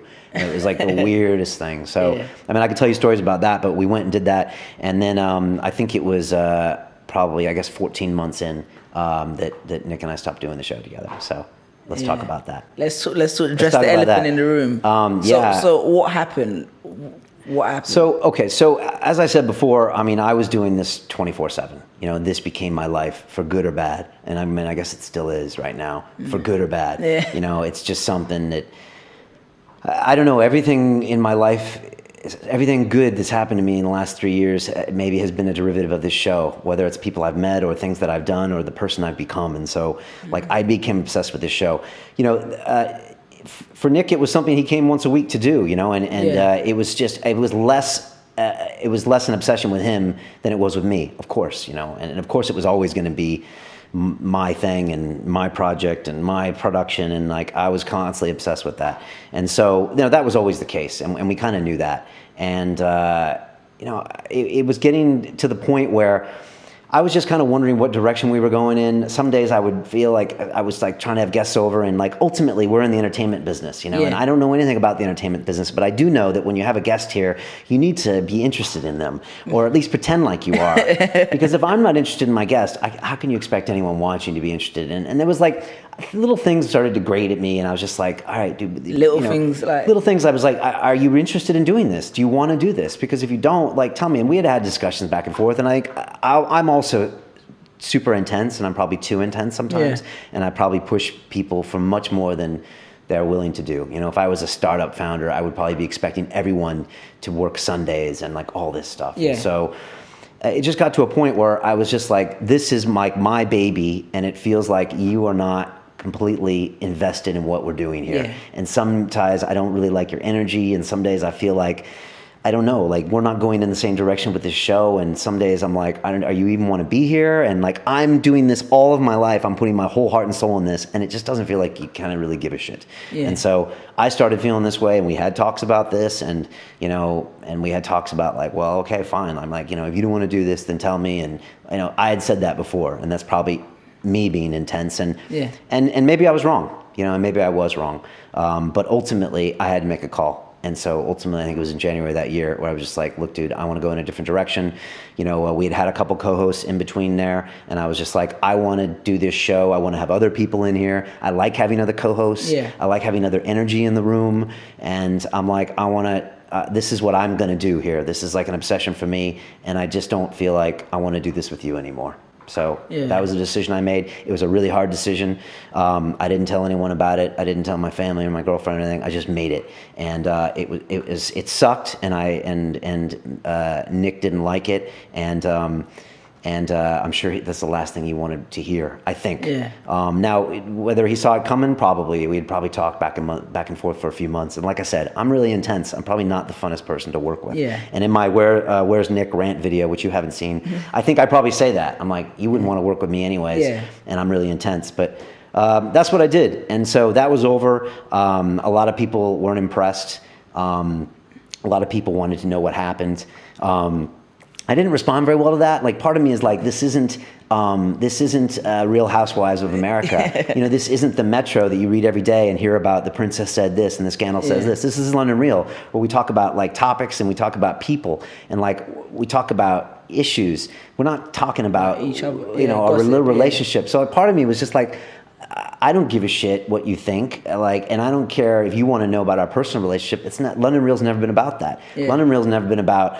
Look, you know, Nick and I are this. I mean, I guess it was the narrative of us, but I didn't think it was anyone's business, you know, what was going on. Yeah. And then ultimately people were like, I don't want to watch because Nick's not there. And my attitude was, then don't watch. So I was always like, fuck you. I don't give a shit. You know, I'm not doing this to be your buddy. I'm not doing this for you to tell me that I'm great. I'm not doing this for you to tell me that I love you, Brian. Like, if you don't want to watch, then don't. Goodbye. I don't care. And so I'm sure I lost some people I don't even know. I haven't spoken with Nick since. And that was that. And that was the new part of the show. There was a lot of hate. It was hard, but I don't regret that decision. And I never have. And it was what had to be done. And sometimes you have to make hard decisions in life. Definitely. And for me, I needed to move on and get a new peer group in my life. And quite honestly, in retrospect, Sully, I think I needed to go solo. I think I was also using a co-host as a way of not taking responsibility or not putting myself out there or not taking control of my show. And I think I needed to just stand up maybe a little bit on my own. But I take full responsibility and I did it. So totally. You know, that's what happened. I haven't had any contact with him. I don't expect to. You know, I don't wish him any bad feelings, but there's not going to be a reunion show anytime soon. We're not going to be on. You know, I'm on this new journey. And for me, it was always about where we're going with the show and who we're going to talk to next and what message we're going to get out there and what are we going to do and what are we going to explore. So for me, it wasn't really about the personnel, you know, and so that's why I was always like, I don't know if this matters. Yeah. So, you know. These things happens. I mean, in so many scenarios, you started off doing something kind of like for fun and then it grows and then I guess sometimes people grow with you, sometimes people don't. It's not as easy as black and white as that, but I guess it's all a process. So this wasn't really a downward turn for you. This was kind of like, was this a positive or negative for you? I mean, it was a hard decision and it was not fun to do, but it was... I mean, in terms of the show, sorry, I asked the question wrong. Was it a positive... I mean, you said it's the right direction, but I mean, did you look at it the next day like, okay, we're going to keep moving, or was there a period where you're like... Totally. I mean, I made the decision. I didn't have to. Yeah. I could have continued. You know, I don't know. I mean, I'm not going to... I guess I could equate this to a relationship that you know you need to end. So I could have continued, just like I could have continued working in banking, but I wouldn't have been happy, and I would have been frustrated, and I would have been like, this is really bugging me and getting me down. So I was like, I got to make it. No, but I never regretted that decision. The next day, I was like, let's go. Let's find new directions for the show. Let's get new co-hosts, new energy. And those co-hosts have included wonderful people on the show, including you. Thank you. And so... for me, it's been all positive. Now, if some people miss him or miss our relationship, I get it. And, you know, Nick brought a different perspective to me to the show, and that's cool. It's just I was dealing with a lot of things under the surface, and it was a decision that I had to make. Right. So there you go. How was that? It was great, man. I think it was genuine. And in terms of now, we're on to the topic of the show. So with the show, when I looked through the questions, a lot of people want to know, what is the goal for London Real? How does London Real monetize? What's your typical day like? What's the whole dynamics of it? Explain it to someone who's asking you for the first time, what's London Real? Pitch it to them and let them know what. Great question, and this is probably going to be its own clip. How can I make my own London Real, and how can I turn it into a business, and how can I make it a successful enterprise? And here's the answer. Good luck.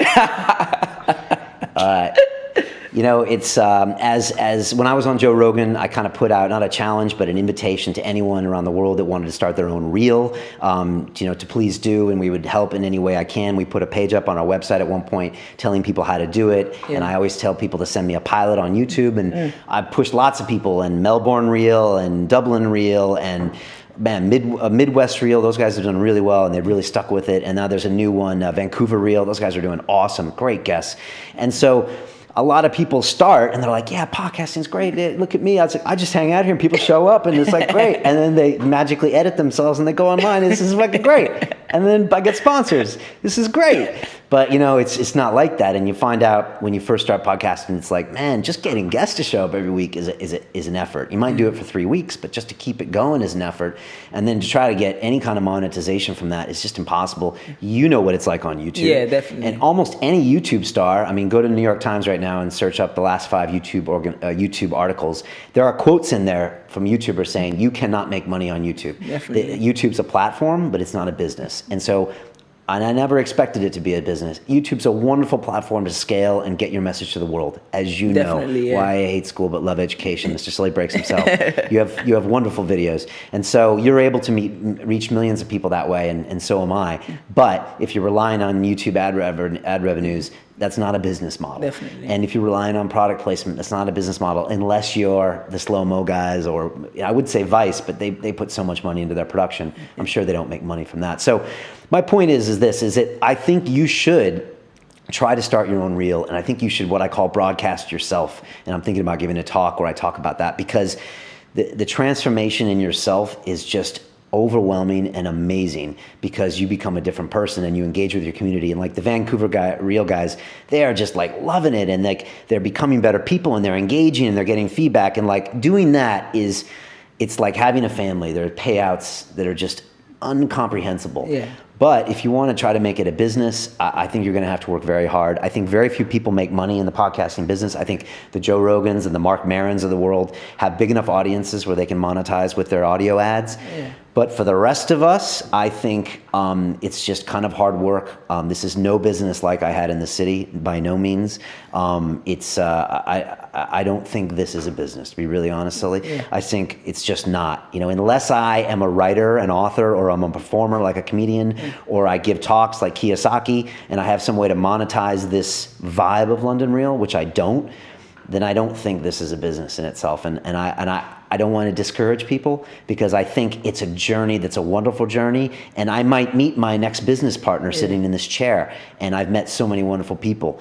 So, but as a means to an end, I don't think it's business. And maybe that's good. Maybe that keeps the suckers out. Maybe that shows that only the podcasters are doing it with this energy of, I want to engage and I want to broadcast. And maybe it's reserved for people that aren't looking for the quick payout, If anything, I don't think you're discouraging anyone. I think you're inspiring people, because you can sit here and say that the incentive and the byproduct is not money, but there's something more valuable, and you're still doing it day in, day out. So there must be something greater than money out there that's driving you to do it, if you know what I mean. I was in Christmas in New York last year, and I sat there and I had a week to myself, and I'm like, are we going to keep doing this? Like, people ask me, sometimes I walk outside my door in the morning, I'm like, Brian, what the fuck are you doing?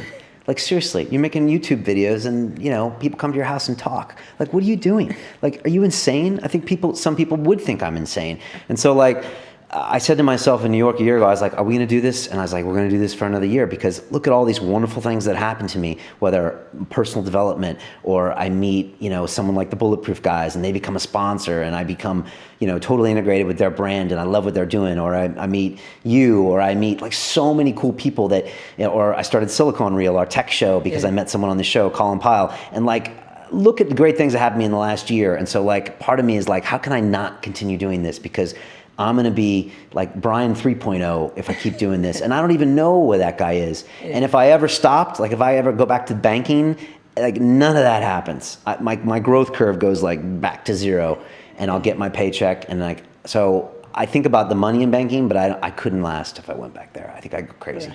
But at the same time, I question what I'm doing here every single day. So speaking on a daily basis, someone asks, what's your typical day like, and how does it compare to the indie? How does this indie lifestyle compare to the major like financial industry? Right. Good question. I mean, in finance, you usually have to be on the desk at like 7 a.m. You'd work till 6. You'd be out on the town at, nice restaurants, entertaining clients. It's maybe 5 days a week kind of thing. This isn't 24/7, but it's very close to 24/7. So I'm here 6 days of the week. I used to come here 7 days of the week in the studio. It's, my routine now is wake up in the morning. I do my meditation in the morning. That's kind of a step that I like to do. I come in. I don't live here. It's separated from my house, which I think is important. So when I come here, I'm in work mode. And then, it's always about, for London Real, it's like, who's the next guest? Who's the next sponsor? How can we improve the sound? How can we improve the video? How can we think of a different business venture? How can we start a new show like Silicon Reel? How can we monetize that? So for me, it's like, if I ever have a free hour, I can be like, well, then why the fuck don't you have, President Barack Obama here? If you don't have Obama, then you're just slacking. So get on the computer and start sending out some emails. Or how come Red Bull isn't sponsoring your show? No, really. Then why aren't you out there making that happen? So for me, it's like there's always so many things to do, and it's again me not beating myself up too much. because I think when I do that, I go the other way and try to detach from the world. But like, so my day is like that. And it's fun too. I mean, I love doing shows, and the people I meet, man, I've got a really funny thing. I get these like little mini love affairs with guests, and like I'm a pretty analytic person, and I'm obviously can be cold and ruthless, as you've seen earlier. And I can be, but like, I must say with like guests, you know, when I sit down with my guests every week, whether it be on the tech show or this show, man, I love being there. I love communicating with them. For me, it's this really special moment to meet someone. When you put these microphones on and the cameras on, it's like the conversation goes up, and I can ask people anything. I can be like, what was it like when you totally screwed your life up? And I can ask him. And like, I couldn't ask my best friend that. Been hanging out for 2 years, I might not ever ask him that. He'd be like, what's up with you? But like on a podcast, you have a license to have these really intense conversations.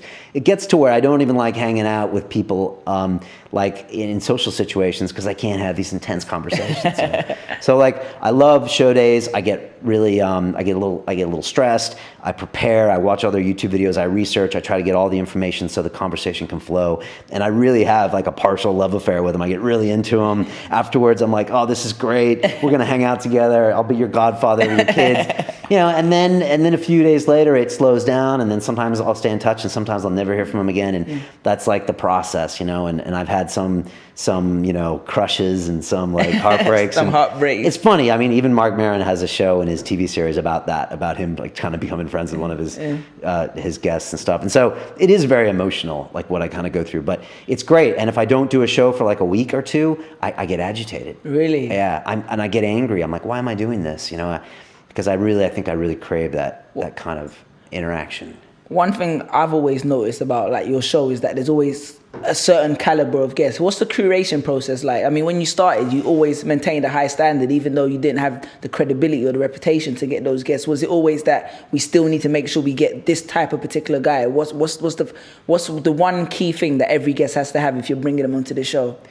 I mean, I always think of Groucho Marx line, you know, I'd never want to belong to a club that would have me as a member. So I always think I need to push and find the guest that would typically never come on London Real. You know, so I want to always get the guy that is going to the BBC, or which we're trying to put out of business, by the way, just to be clear. And I've upset a few people this week by saying that. So I get emails from agents saying, we actually like the BBC and we don't appreciate that you're trying to put them out of business. For real. Seriously. For real. For big stars say that. You must be threatening them then. I know, it's funny, right? So, so I'm always thinking, why can't we get Barack Obama to sit down? And, you know, why can't we get the big of the biggest? So I'm always thinking big, and I'm always trying to get that next level person. At the same point, I've had some of the best talks with people that aren't quote unquote famous, you know? So we've had some of the great conversations, like our big episodes, like Dorian Yates. You know, who would have thought a 6-time Mr. Olympia bodybuilder would have been watched 500,000 times That was a great one on my show, and it was a great show. And I wasn't even a bodybuilder fanboy, so I knew of him, but I wasn't like Dorian. And so sometimes, I mean, many times, it's like a box of chocolates. You just don't know what you're going to get. And, you know, even I didn't know who you were when you came down, and you're a different guy than when I interviewed you 2 years ago. And like, so you never know who's going to sit down. So like, I'm always ready for them to be the greatest star, and I always want to give them a platform to be the greatest star. But for me, I just want to make sure it's someone that you're like, wow, when you look at your iPhone and you're like, or your podcast downloading app, and you're like, Jesus, I really want to listen to that guy. Yeah. Or in the first 3 minutes, you're like, I want to listen to this guy. So, you know, no crazy people, no kooks. I've had levitators that people want on the show, and people that spoke with aliens. I'm sure their aliens exist. But like, I don't want them on my show, because like, I have to maintain a certain amount of credibility. Yeah, we talk about psychedelics, and I had a show on DMT. That's our biggest show ever. We're going to get into the psychedelics. We'll get into that. But at the same point, like, I have a credibility meter, and I'm like, come on, really? And so I'm still very conservative and Republican in my views. And so for me, I like bigger is better. So like, the Neil deGrasse Tyson was big because he was a big star, but we had a great conversation. And so it's really hard to say who's the next London Real guest. Silicon Reel is easy. Like, I'm getting the top CEOs and founders of these huge tech companies. So for that, it's like we're kind of already at the top. But for London Real, I'm always trying to get the guest that says no. I'm trying to get Sting on here. I'm trying to get these guys that are like, what are you, crazy? It's in Shoreditch, and so that makes it hard, because like, I'm always pushing, and it's never good enough, because I always should be doing better guest-wise. So going on to the topic of guests. So let's say, who's the best guest? Who's Okay. the worst guest? We've had a few private conversations about this. I don't know if you're going to reveal it. Who's the worst guest? And then which guest is the biggest surprise that you never expected to be sitting in the seat opposite you? Oh, to actually sit down with me. Yeah. Yeah, I mean, the Neil deGrasse Tyson thing was kind of strange because, like, the week after I interviewed him, I looked on his Twitter and he was doing a selfie with Obama. Yeah, he's huge. In the White House. And I was like, really? So, like, that was from a starstruck perspective, that was kind of like big. I was like, is that happening? But I kind of gotten used to that. Like, I got practice to where I'm not like, wow anymore, because once you sit down with most people, they're normal. They have normal conversations. I mean, like 99% of the people I've sat down with are wonderful, nice, warm people. And I'm always pleasantly surprised because you always form this idea in your mind, like, oh, this is going to be that guy or this is going to be that guy. And they actually end up being really nice, wonderful, cool people that have their shit together and have something interesting to say. I've had some people that have been a little rude. You and I know some people that are just like, they don't treat you very well. I had one guy come in, I'll say it was Jim Rogers. I love Jim Rogers. He's a great financial analyst. But when he came in the door, he was on his mobile and he didn't talk to me for like 5 minutes. And at one point, I just stopped and I put my hand out and I'm like, hi, Jim, I'm Brian Rose. And he was just like babbling on his mobile and he was just like, oh, hello. And I was like, so sometimes you're like, what's going on? But like people are in their own lives. They just think we're media. I think we're a little bit more than media. So, and sometimes people are like that, or like they'll be crazy, or like later they'll say, oh, I didn't like the show. And people you think would be very confident are like, I'm worried about what I said about my mama. And they're like, can you take that out? And I'm like, we don't edit at London Real. So no, we can't take it out. But it's weird. Sometimes you're surprised by kind of, what people say. So, but like names, like top three. You don't have to include me. Give me your top silly three. Breaks. Just trying to think. Like Mike Dolce was a big guy. Eric Thomas, when you and I were here with him. I mean, Eric Thomas is the hip hop preacher. He's such a powerful guy, and to actually have Eric here in retrospect is a big thing. He's an amazing guy. And he's gone even stellar, and he's so congruent. I mean, he is ET. He was really here with us, and he was really present. And that was amazing. Being on Rogan's show was still like hard to imagine that we were actually there. I mean, that was probably the most that's been big. Ido Portal, the Israeli movement guy, I really like Ido. I think he's struggling with his message and his art, and I'm attracted to people that are struggling in life, and I think he's got a great message, but he doesn't know how to deliver it, and he's almost like a messiah and doesn't want to be a messiah, and I really liked Ido. He's the guy I'd want to spend a month on an island with, Ido. Someone asked that in the questions. Oh, okay. I mean, Robert Greene, Roger Gracie, Graham Hancock was here for the first time, and he came out of the weed closet and said he had been smoking marijuana for 16 years, and he had stopped after he drank ayahuasca. He actually told us that story before he told it on Rogan, and like I was sitting here with Nick, and like, I mean, he was being so honest about his own failures as a human being. And he was like, I smoked weed for 16 years and I became paranoid, and I was telling my wife she was running around, and like a man that powerful to break down and be that honest, I was like, wow. And he talked about his father dying and he wasn't there, and he was like almost in tears. And I was like, those were powerful moments. I'm going to give you a few more. Stitch, the UFC cut man, such a cool guy, such a nice guy, such a warm guy. The UFC fighter, Dan Hardy. And then, our psychedelic episodes were big. Those journeys I went through with DMT and the ayahuasca, I mean, they changed me as a person. They gave London Real the identity as well. And, that's something I did with Nick as well. So that was something that, wouldn't have happened without the show and without him. So now we're on the subject matter, I guess, of the whole psychedelics and that aspect, which is quite a prominent theme throughout your show. And it's probably, like you said, it gives this identity. Let's speak about it. I mean, what does that do for you? I mean, you talked about you struggled with addiction in the past. So how does that work for you going into another realm, which is potentially seen as drugs, drug use? Yeah, that's a great question. And when we started the show, Nick was like ayahuasca, and part of the Joe Rogan experience early on, I watched an episode with Aubrey Marcus, who is now the CEO, I believe, of On It. And I watched Aubrey talk about ayahuasca. And if Aubrey's listening, thank you, Aubrey, because that's the reason I did ayahuasca, because I watched him on Joe's show. And I was terrified of the experience of ayahuasca. I'm a control freak. When I did get messed up in the past, I like to do it in a way I could control that would make me feel good. And so like I know how to drink. I know what it's going to make me do. I know when it's time to go home.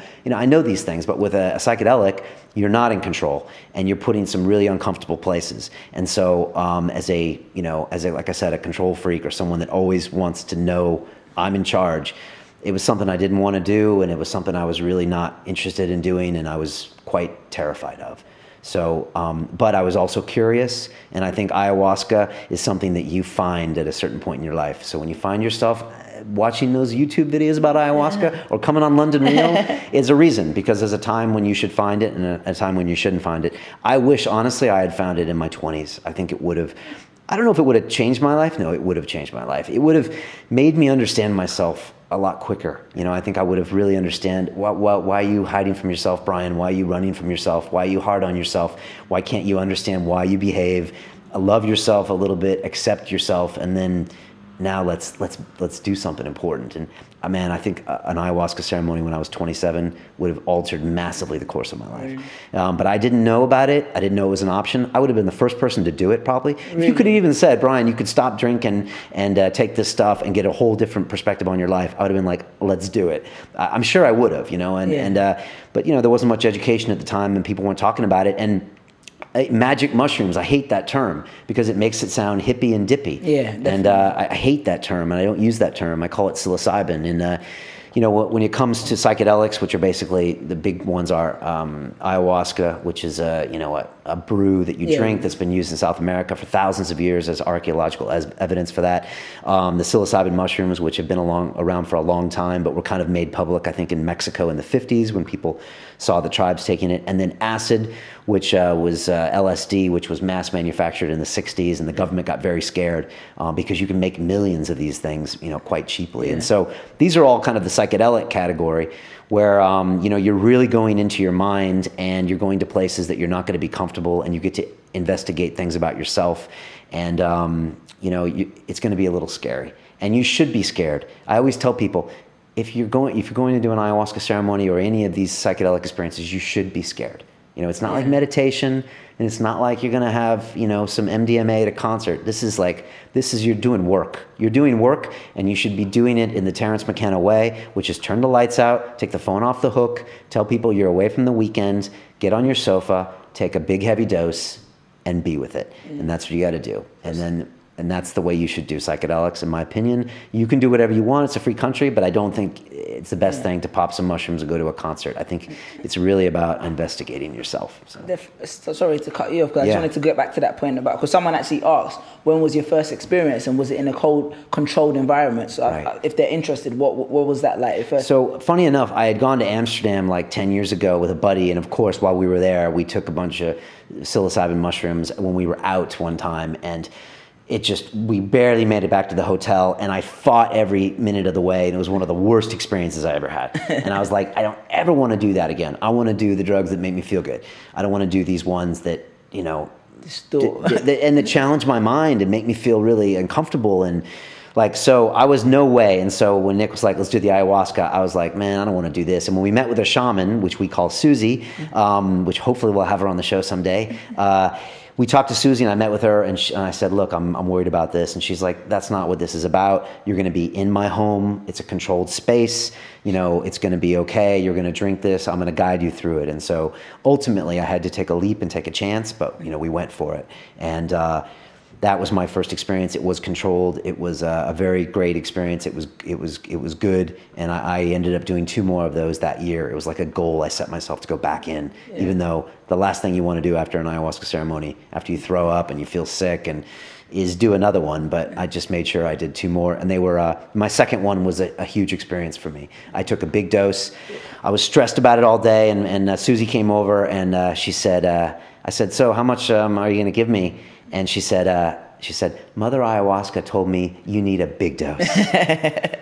And she poured me this big old cup, and it was a really hard night. I wrote a blog article about it called Ayahuasca and Me. It's been read by a lot of people, and it was really about taking me back to that 7-year-old boy and seeing this kid that built all these walls around him and said, I'm not going to engage emotionally with the world because the world's fucked me up, and the world's told me that it's not reliable and it's not going to be there for me, and so I'm not going to engage, and I'm going to just keep an arm's length from everything. And it was just like, stop being this guy. Stop being find this guy, allow yourself to be exposed, because if you don't love, you can't be loved. And man, it was big. I went pretty deep that day, and I don't know if I'm going to ever go much deeper. But afterwards, I moved in with my my longtime girlfriend, Mariana, who I've been with for 6.5 years. You know her. Yeah. And I moved in with her daughter, who's my daughter now, Gabriella, and I moved in with them. And my history of cohabitation with females has been a horrible.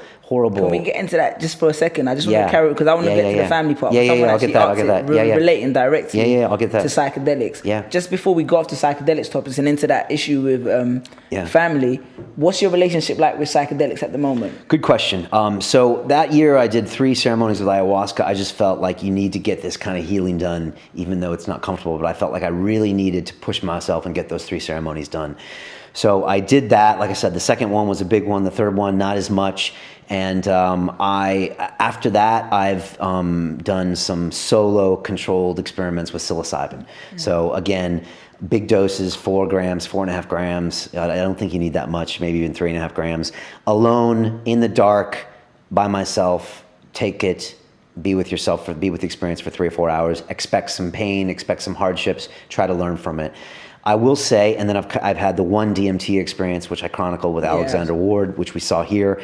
Again, I think the DMT is a great way to get a window in to another world that when you're a normal conscious being, especially a male, when you walk around and you never have to like give your body over to something like maternity. I don't think you ever have any conception that the world isn't what you think it is. But when you smoke that DMT for 10 minutes, you're in another plane. And I think DMT shows you that exists. And by knowing that exists, it makes it hard to take anything in this real world very seriously, including your own success, your own ego, your own feelings. So I think the DMT is important. I only did it that once. And like I said, I've done psilocybin since. What I found was that every 3 or 4 months, here's my test, Sully. If I'm waiting in the line at like a store or a shop and there's 3 people in front of me and they're not moving very fast and I start getting angry, that's when I know I need to go have a psychedelic experience. Because I'm not valuing the life the way it is. I'm not appreciative of the people around me. I'm getting agitated about little things in the world that don't really matter. And so I find sometimes I need to be reset. I need to appreciate the relationships around me, the people in my life, my own mortality, the London Reel, the show I have, and all these opportunities. And I think it's a great reminder to have. And that's why I think the psychedelic experiences can be good. And on a further note, let me just say, I think psilocybin is a great substance because you can use it, it's transportable and that kind of thing. But I must say, I think there's something very different about the ayahuasca experience. I think it's more powerful. I think it really takes you back to these roots of a community and of an ecosystem with the world and a plant-animal relationship that's really important. I've had my most powerful experiences on ayahuasca where I really think about the people in my life, and I haven't had that mimicked on psilocybin. I find with psilocybin, I go to different places and I experience these things, and sometimes I cry and I have emotions, but afterwards, I don't really walk away with those big lessons. So that's my experience. I think ideally, in an ideal world, I should be going on an ayahuasca ceremony every year, and that's what Graham Hancock does.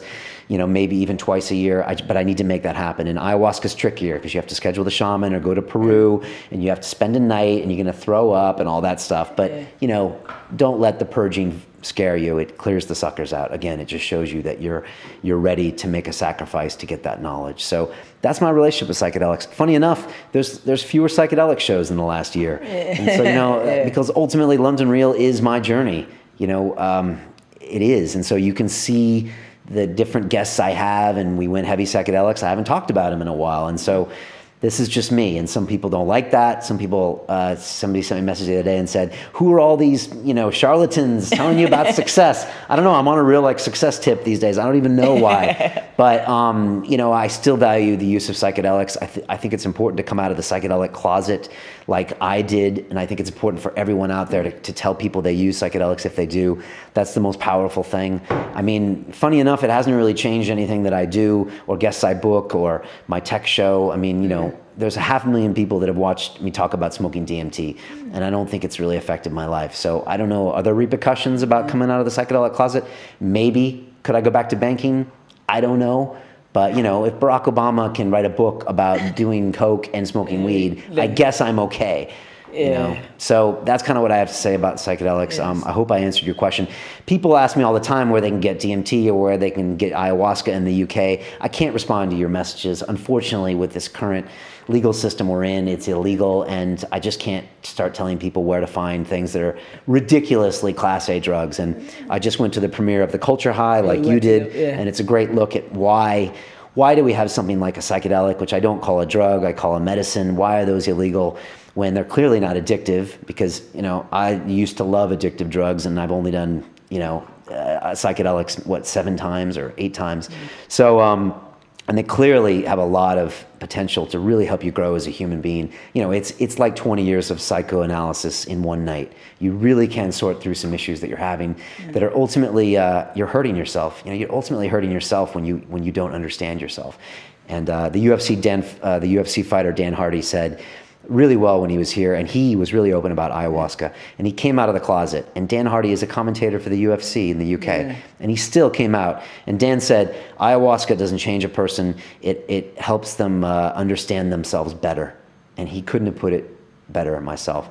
I still don't think it changes you. I think it just helps you understand yourself better and understand what's important in your life. I don't think it's a cure to make you go out and become Mother Teresa, and obviously I haven't done that, and I can still be a jerk and I can still do bad things to people, but I think I'm a little bit more in touch with things that matter.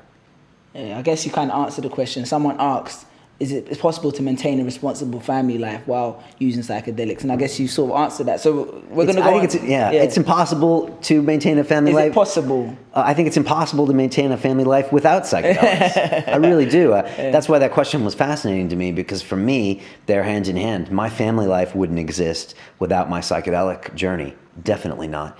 And my psychedelic journey, my family life is what allows me to do London Real and like keep coming with this energy and keep doing all these what I think are great things that we do. It's all because of the family life and because of what I did with the psychedelics. It really is related. So let's talk about the family life. Let's talk about the family. It's, you know, I'm notoriously a pretty private guy. I don't talk about it much on the show, and so I don't really talk about my family. I make little allusions to Mariana and Gabby, who are my family.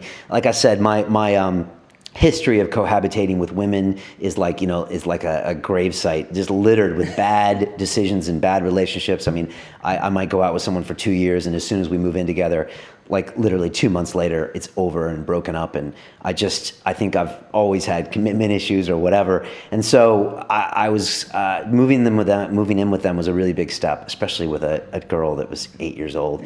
And funny enough, before that second ayahuasca ceremony, we had planned to move in together, and we had taken a trip to Barcelona, funny enough, and they drove me out of my mind. And when we got back from Barcelona, I said, we're not moving in together. I don't want anything to do with you girls as far as living together.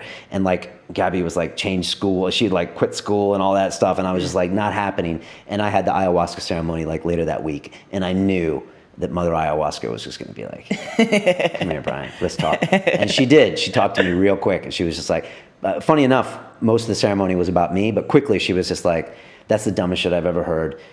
You're an idiot.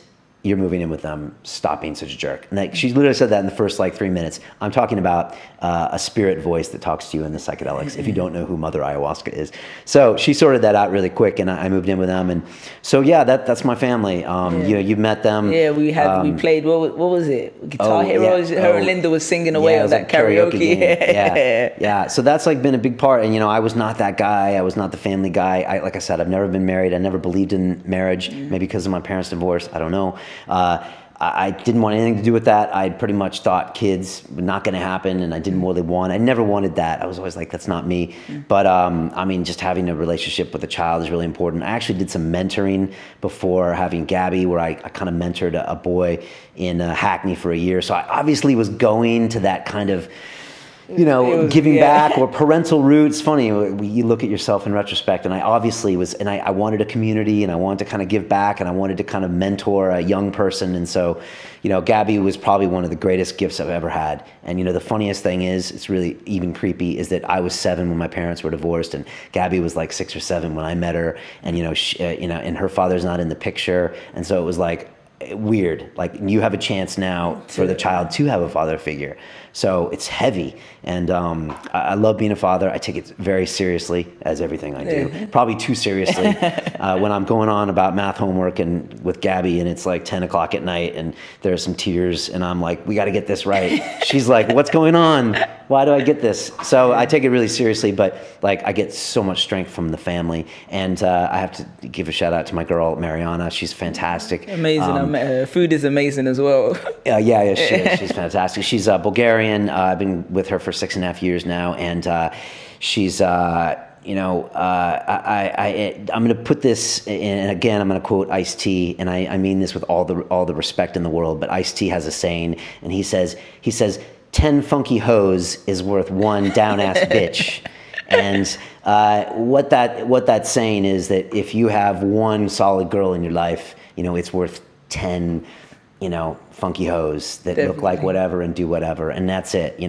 She's my Bonnie, I'm the Clyde. She'll be back to back with me shooting it out somewhere. She's a very tough girl who fights for things she believes in. She fought very hard for her daughter for a couple years, and that's a whole nother story. And I just saw, like, for the people in her corner, she backs like passionately, and she's just also such a really nice, warm person. Definitely. So she's an asset. I have to definitely attribute the success that this show has had to my family life, because when I go home at night, like, they're there and they totally support everything I do, and Mariana cooks and Gabby's there, and like that's my base. Brad Burton, one of my guests on here, crazy ass dude, but he's like, you got to have your base, and they really are my base. And if they weren't there, man, I couldn't do this. If they weren't there and I was going home to an empty place at night being like, what the fuck, Brian? I would come in here and I'd be in a bad mood, and I probably would stop doing this. So I can't emphasize enough how important they are for doing what I'm doing here. And kids really change you, man. They make you realize what's important. Sometimes I'll be like, Gabby's homework, or you got to book a stellar guest, or you got to make some money. And it's just like, well, what's really important? Like, what's really important? Like, the homework's important. So it's like, I really have to prioritize about, like, raising a child, being a bit selfless, being like, okay, that's the next generation, man. We got to push them forward. So, but in relation to that, what's the biggest fear you've had to, this whole journey, we've been through your whole journey, what would you pinpoint as the biggest fear you had to overcome to get to this point you are at now? Biggest fear. Yeah, it's funny, when I first started this show, one of my best friends in New York said, Brian Rose coming on camera to talk about his feelings and himself, he's like, that's the most ridiculous thing I've ever heard of. So just me expressing myself and allowing people inside my heart, as from the show perspective, from a personal perspective, even me performing every week, this is not me, I'm not even very good in social situations. You've probably seen me. Yeah, you're not bad. So I'm not always the best. And so just doing that on a regular basis is, it's a challenge for me. It's hard. And I guess if that's a fear, I had little fears, just coming on air was a fear. And then every week getting anxious for guests, and then that goes away. And then, speaking in front of people like I did, that goes away. And I did a live thing this morning, and that was a little fear. And so I'm just trying to get over these little fears, making the leap in the psychedelics. I was kind of scared of that. And so I don't know if there's been one, but it's just been a series of fears. A series, and this show is really, I guess I ran towards this show, I ran towards ayahuasca. So maybe part of me is pushing me towards those obstacles and those fears. But for me, and also for me, I have a really bad nihilistic tendency. So I have a really bad way of saying, none of this matters. What's the point in any of this bullshit? And so when I get into a bad space, I can really go there really quickly. And that's dangerous, because then I'm like, none of this fucking matters. It's all bullshit. I'm not gonna even bother. So that is the worst thing for me. And if I do that, then I probably get self-destructive, and I wanna just get out and tune out. So for me, I have to always be on guard of not doing that. And so for me, I think it's just to remind myself that there's people that care, and I'm engaging with people that are important, and there's a community and there's a family. But I still worry about myself from that standpoint. Don't go nihilist, because I can have a real tendency. That's my Achilles heel, I think, just to go into that. Who gives a fuck? And I can really get my head in there. I used to really think that none of this matters, and what's the point? And that's. So how often do you have those days nowadays as opposed to before? I don't have the nihilistic as much. there's so much going on here, and I think just that human interaction, I get great guests and I see people, and that really helps bring it up, really helps, and the feedback and the community that helps a lot, and the family helps a lot. So that's good. I mean, we got hard days here sometimes, hard times, like I say, hard times. It's something I joke about all the time, or my white boy problems, as I say. I mean, because it's all relative, it's all relative. And so, that's why I always try to keep it in perspective. Like, what's a hard time? Do I have my legs? Is my family safe? Those are hard times. Like, so my hard times are all relative. So I just try to keep perspective on everything we're doing here, and I try to believe that we're doing something important, and I think we are. So definitely. So, what's the most significant question a man should ask himself? Yeah, someone asked that, right? That's the question. Yeah. And that's an interesting question. I saw that one. I think ultimately you have to figure out. It sounds simple, but what is going to make you happy at the end of the day, and what is going to fulfill yourself in your life? And so many people live their whole lives doing things that just don't make them happy, and they and do things that they think are going to make them happy. Like Ido Portal says, you have a dogma. You have a dogma. If I do this, then I'm going to get that. If I do this, I'm going to get that. And so people are like, okay, if I have the job, then I have the respect of my peers. If I get the money, then I'm going to do that. If I become famous, I'm going to get that. But rarely do those things kind of intersect and happen. Yeah. So I think you have to really figure out what makes you happy in your own self. And like, we're constantly bombarded subconsciously with language and images and feelings about what we are in the monkey clan, and we all value ourselves against everyone in this clan, and we all build ourselves up as to someone that will be liked and loved and respected by other people. And I don't care how much you say you don't care what other people think. And I've been that guy. I've been saying I don't care what anyone thinks, but you do. And you judge yourself on those things. And a lot of what you said in your message, your parents want you to get that law degree, and because then you're going to be that guy, and then they can say you're that guy. And so I think we're all chasing sometimes these illusions or what we think we need to be. And then when we get there, we're like, I'm not happy with what I'm doing. So you really need to, I think, write down and try to figure out like, what is really important to you, and are you doing those things that are important? Yeah. And if they're not, then get comfortable with letting them go, and get comfortable with letting people down. What you'd be surprised is most people actually don't really care what you do. And ask this to anybody who's come out of the closet, which I'm not going to do on the show or anything like that. Most people don't give a shit because they're really worried about what they do. So I think constantly people are more concerned that other people think certain things about them, but most people are really, quite honestly, trying to get through the day and take care of their friends and family. So I really think you need to go and find out what's really going to make you happy. And if it doesn't have all of the wonderful perks that you expected it to have, then that's okay. You could just get to do what you do. I love doing this, and so that's good enough. Yeah. I have plenty of people and friends that are more successful than me and make more money. I sit next to people every day. I mean, I'm 44 next year. I haven't written a book. I haven't done a new workout routine. I don't speak in front of thousands of people and tell them how to live their life different. I just interview them. So I'm constantly bombarded with people that are more successful than me, that have done tangible things and written books and all that stuff. But like, I don't feel intimidated at all. I love being around those people, and I love putting them forward. So you just need to find out what you need to do, Yeah. Is that a good answer? That's a great answer. Okay. So we're down to the last question. Okay, the ultimate question. It's been a while, right? All right. Yeah, the ultimate question. Okay. What would Brian Rose tell a 20-year-old Brian Rose?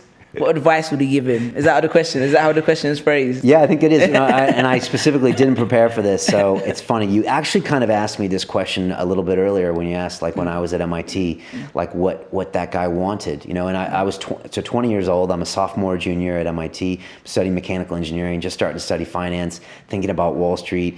In this fraternity, growing up really fast.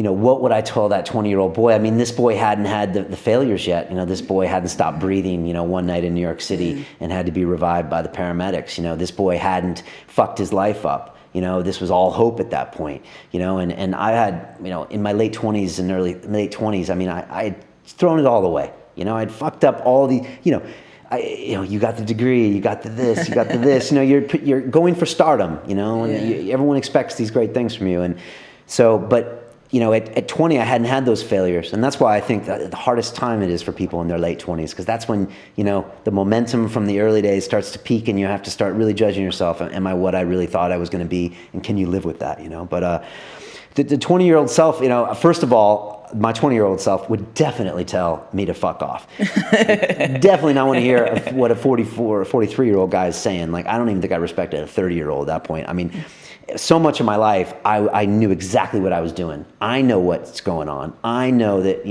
I know what to do. I know where I'm going. You don't know where I'm going. If I waste my money on bottles of Cristal at a night in New York, that's the right thing to do, and you're doing the wrong thing. So, like, for me, I was always very headstrong. But again, I guess I would say to him, the 20-year-old, take some ayahuasca. No, I probably wouldn't say that. I would just, again, maybe not the 20-year-old, because I don't know if he would have listened, but definitely the 27-year-old. I would just, sit down and be like, Brian, what do you really want in your life? And is that really going to make you happy?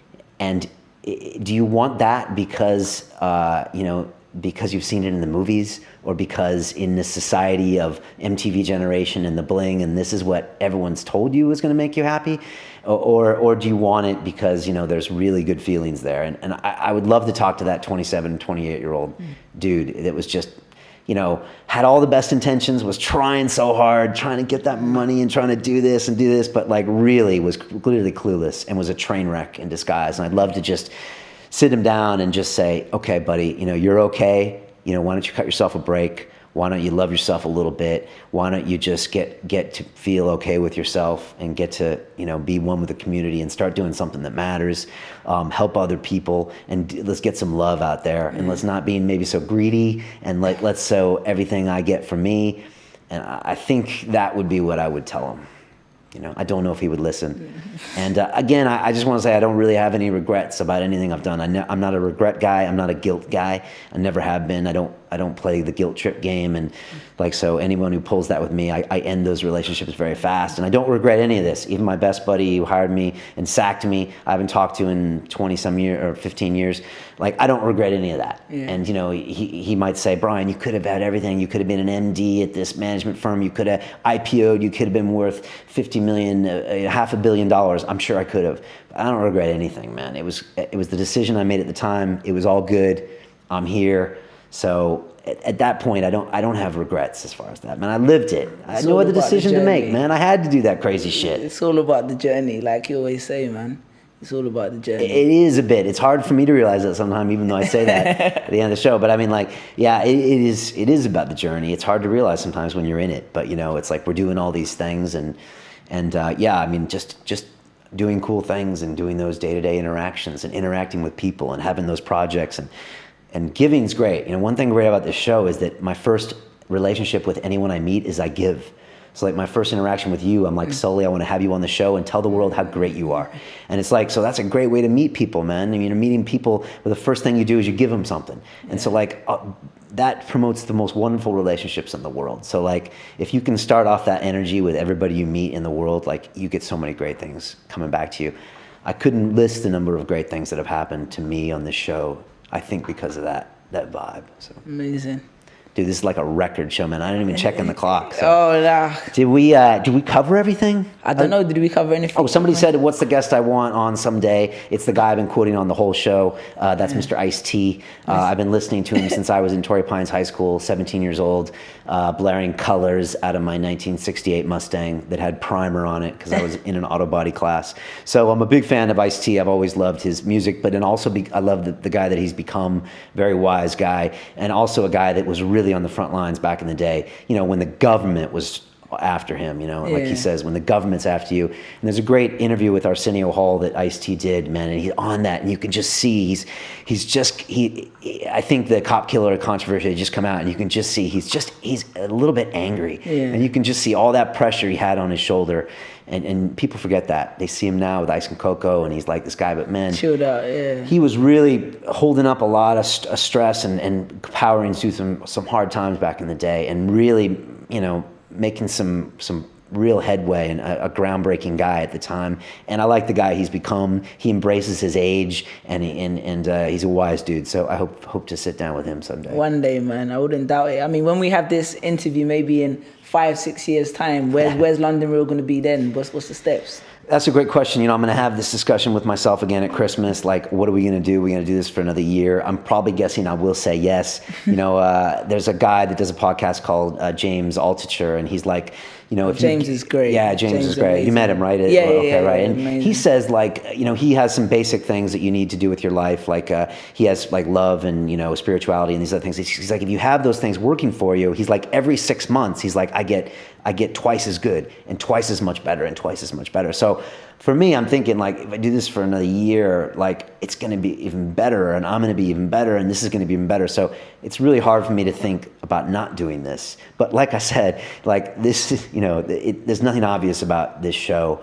It's not really a business, to be really objective. So like, I don't know what's going to be happening in 5 years. I love doing this. I hope I'm going to keep doing this. But at the same time, if we find other things to do, I'm going to go and do those things, And so, we did the tech show. We're still doing it. It's a lot of fun. Maybe we'll spin something else off. I don't know, but I don't want to get stale and I don't want to keep doing the same thing. Yeah. And I always want to kind of do something new. So, stay tuned, man. We'll see. We'll really see. But I don't know if that matters. The thing is, we put out so much great stuff. We had this vibe going on. I'm gonna keep doing what we're doing, but I already love everything we've done, and I'm so appreciative of anyone who watches the show, and I just want to say thanks to everyone who does.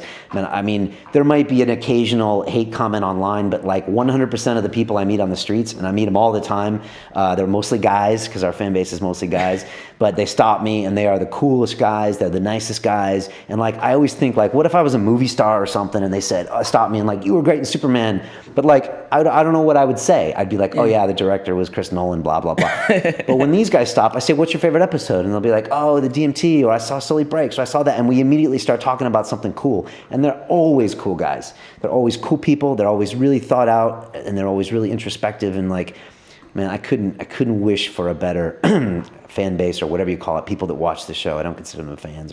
And I'm really appreciative of like all of them, again, from Ice-T. I mean, like, I think you earn fans the hard way. You earn fans the old-fashioned way, one at a time. Definitely. I think you know that too. And any kind of quick success might end in a quick failure. So if this takes time, that's cool. It's a great community. It's such a good vibe. You have an amazing community. I always say to your audience, is amazing. Oh yeah. Yeah, just the level. The level of like interaction and the level of engagement, the kind of questions they ask. That there's a real thinking behind them. You know what I mean? It's not just.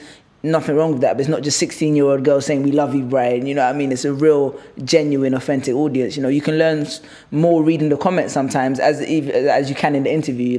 Yeah, and I think they feel it. Like I think if my show was produced by BBC or the RT and there was other people involved, that might get a different reaction. But they kind of know that it's kind of coming out of me or coming out of my ideas, and I'm sitting down with the people. And so when I meet people, they really want to talk to me, and they're like, okay, what's up? And so yeah, they're an amazing audience. A really engaged audience, an open-minded audience. I was talking with the Culture High guys, and they were like, maybe people that do this as a show are just more open to listening people, because I listen to people every week.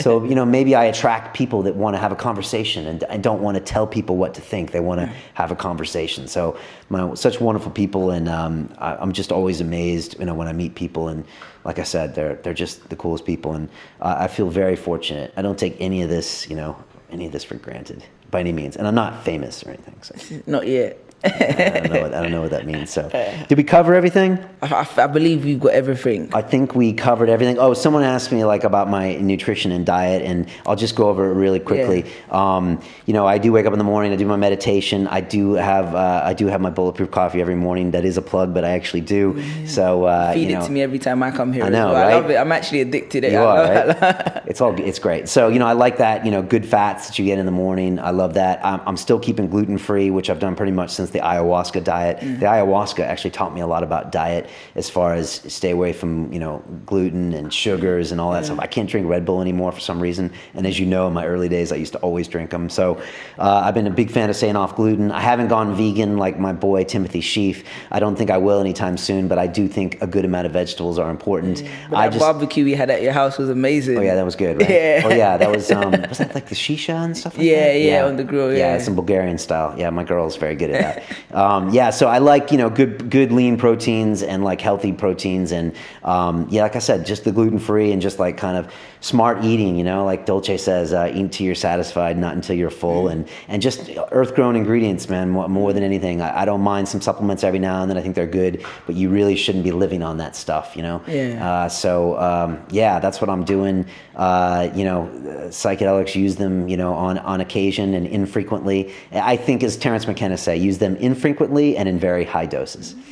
And another quote that McKenna says is that psychedelics are known to cause mass hysteria by those who don't use them. So yeah, that's another one. But that's my routine. People ask me about jiu-jitsu. I haven't rolled in like a year. I was training with Peter Irving in Thai boxing at the Urban Kings, but for lately I'm obsessed with the muscle up. So like literally I've been working on that for 3 months. I still don't have it yet. I'm working on it. You're getting there though. I saw the video recently. It's so frustrating. So I've been doing that. I lift about 3 times a week. I do hill sprints on the weekends with Gabby. I make her do them. She hates me for it. And so I like to do cardio and just do some weights. I don't want to punch things as much as I used to, but I think it's a great thing to punch things, especially if you're younger. So I will get back into jiu-jitsu at some point. It's a wonderful, beautiful art that's taught me so much, and such great people in jiu-jitsu. I can't say enough, and it's how I met so many great people. So yeah, that's a bit about that. And I think we better wrap this thing up, right? Is there a sign off? I don't know. I guess thanks so much for doing this. I didn't know what was going to happen. I think we covered a lot of stuff. I hope I answered most of your questions. Yeah, definitely. A little cagey maybe on a few. But no, thanks, dude. I really appreciate it. I don't think I could have had this conversation. Thank you for having me, and I appreciate your audience for hopefully listening. This is my first time doing this kind of stuff, so apologize for being shaky at any times, but hopefully I was able to give them what you wanted to say to them. You're good, man. You really directed the conversation. You stopped me a few times, which is good. I don't know, man. You want to guest host sometimes? Never know, man. You never know. I'm take a few weeks out. When you get iced tea, I might come down. Right, come back from trial. Maybe you should take the mic one time and interview someone. Maybe. Think about it. It's a different skill set to acquire, so it's one that I think you would love. It is a very different skill set, isn't it? It is. It's really, really different having to be on this side and that, like you said. But at the end of the day, we just had a conversation. It's not that much different from what we'd say into it, except for I got to ask you more things that I wanted to ask you. Yeah, I just learned how intimate it really is when I'm talking to people. I mean, it really is like you get lost in the world. Yeah, you do get lost. So, and then the last bit, dude, I'm really excited about your future endeavors and your future creativity, Thanks. and I can't wait to see everything you're going to bring to the world and all the wonderful things you're going to do. And I'm a big fan of everything you're doing, and hopefully we can help out in any way. Not that you need our help. So very excited about your stuff coming. So, thanks, man. All right, so we'll sign this off. Sign it off. You want me to sign it off? You sign it off. Okay. It's only... Solely, as we say on London Real, it's about the journey. Thank you for having me today. I wish you well on yours, and let's do this again sometime. Definitely. All right, buddy. All the best. Peace. Peace. What we call reality is in fact nothing more than a culturally sanctioned and linguistically reinforced hallucination.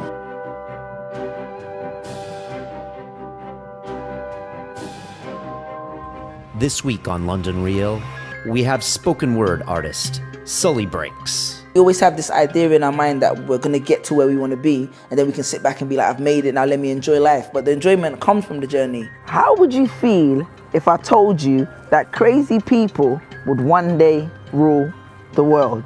I relate to the tech industry because it's all rebellious, you know what I mean? And the fact that you get people to fund these rebellious ideas is winning, you know what I mean? As if education is the key, then school is the lock. What is this tour around the world in 80 days? As an artist, your work is based on your experience. Imagine if you had lots more experiences, if you met a lot more people. And I mean, my goal to release in the next year is an album, a portrayal of my work, and something that is representative of everyone. We will not let exam results decide our fate. It's a journey into inspiration, innovation, and information, I suppose. On Sunday, London Real presents Sully Breaks, spoken word. You're going to grow older, you're going to grow wiser, and you're going to look back at these things in a different light.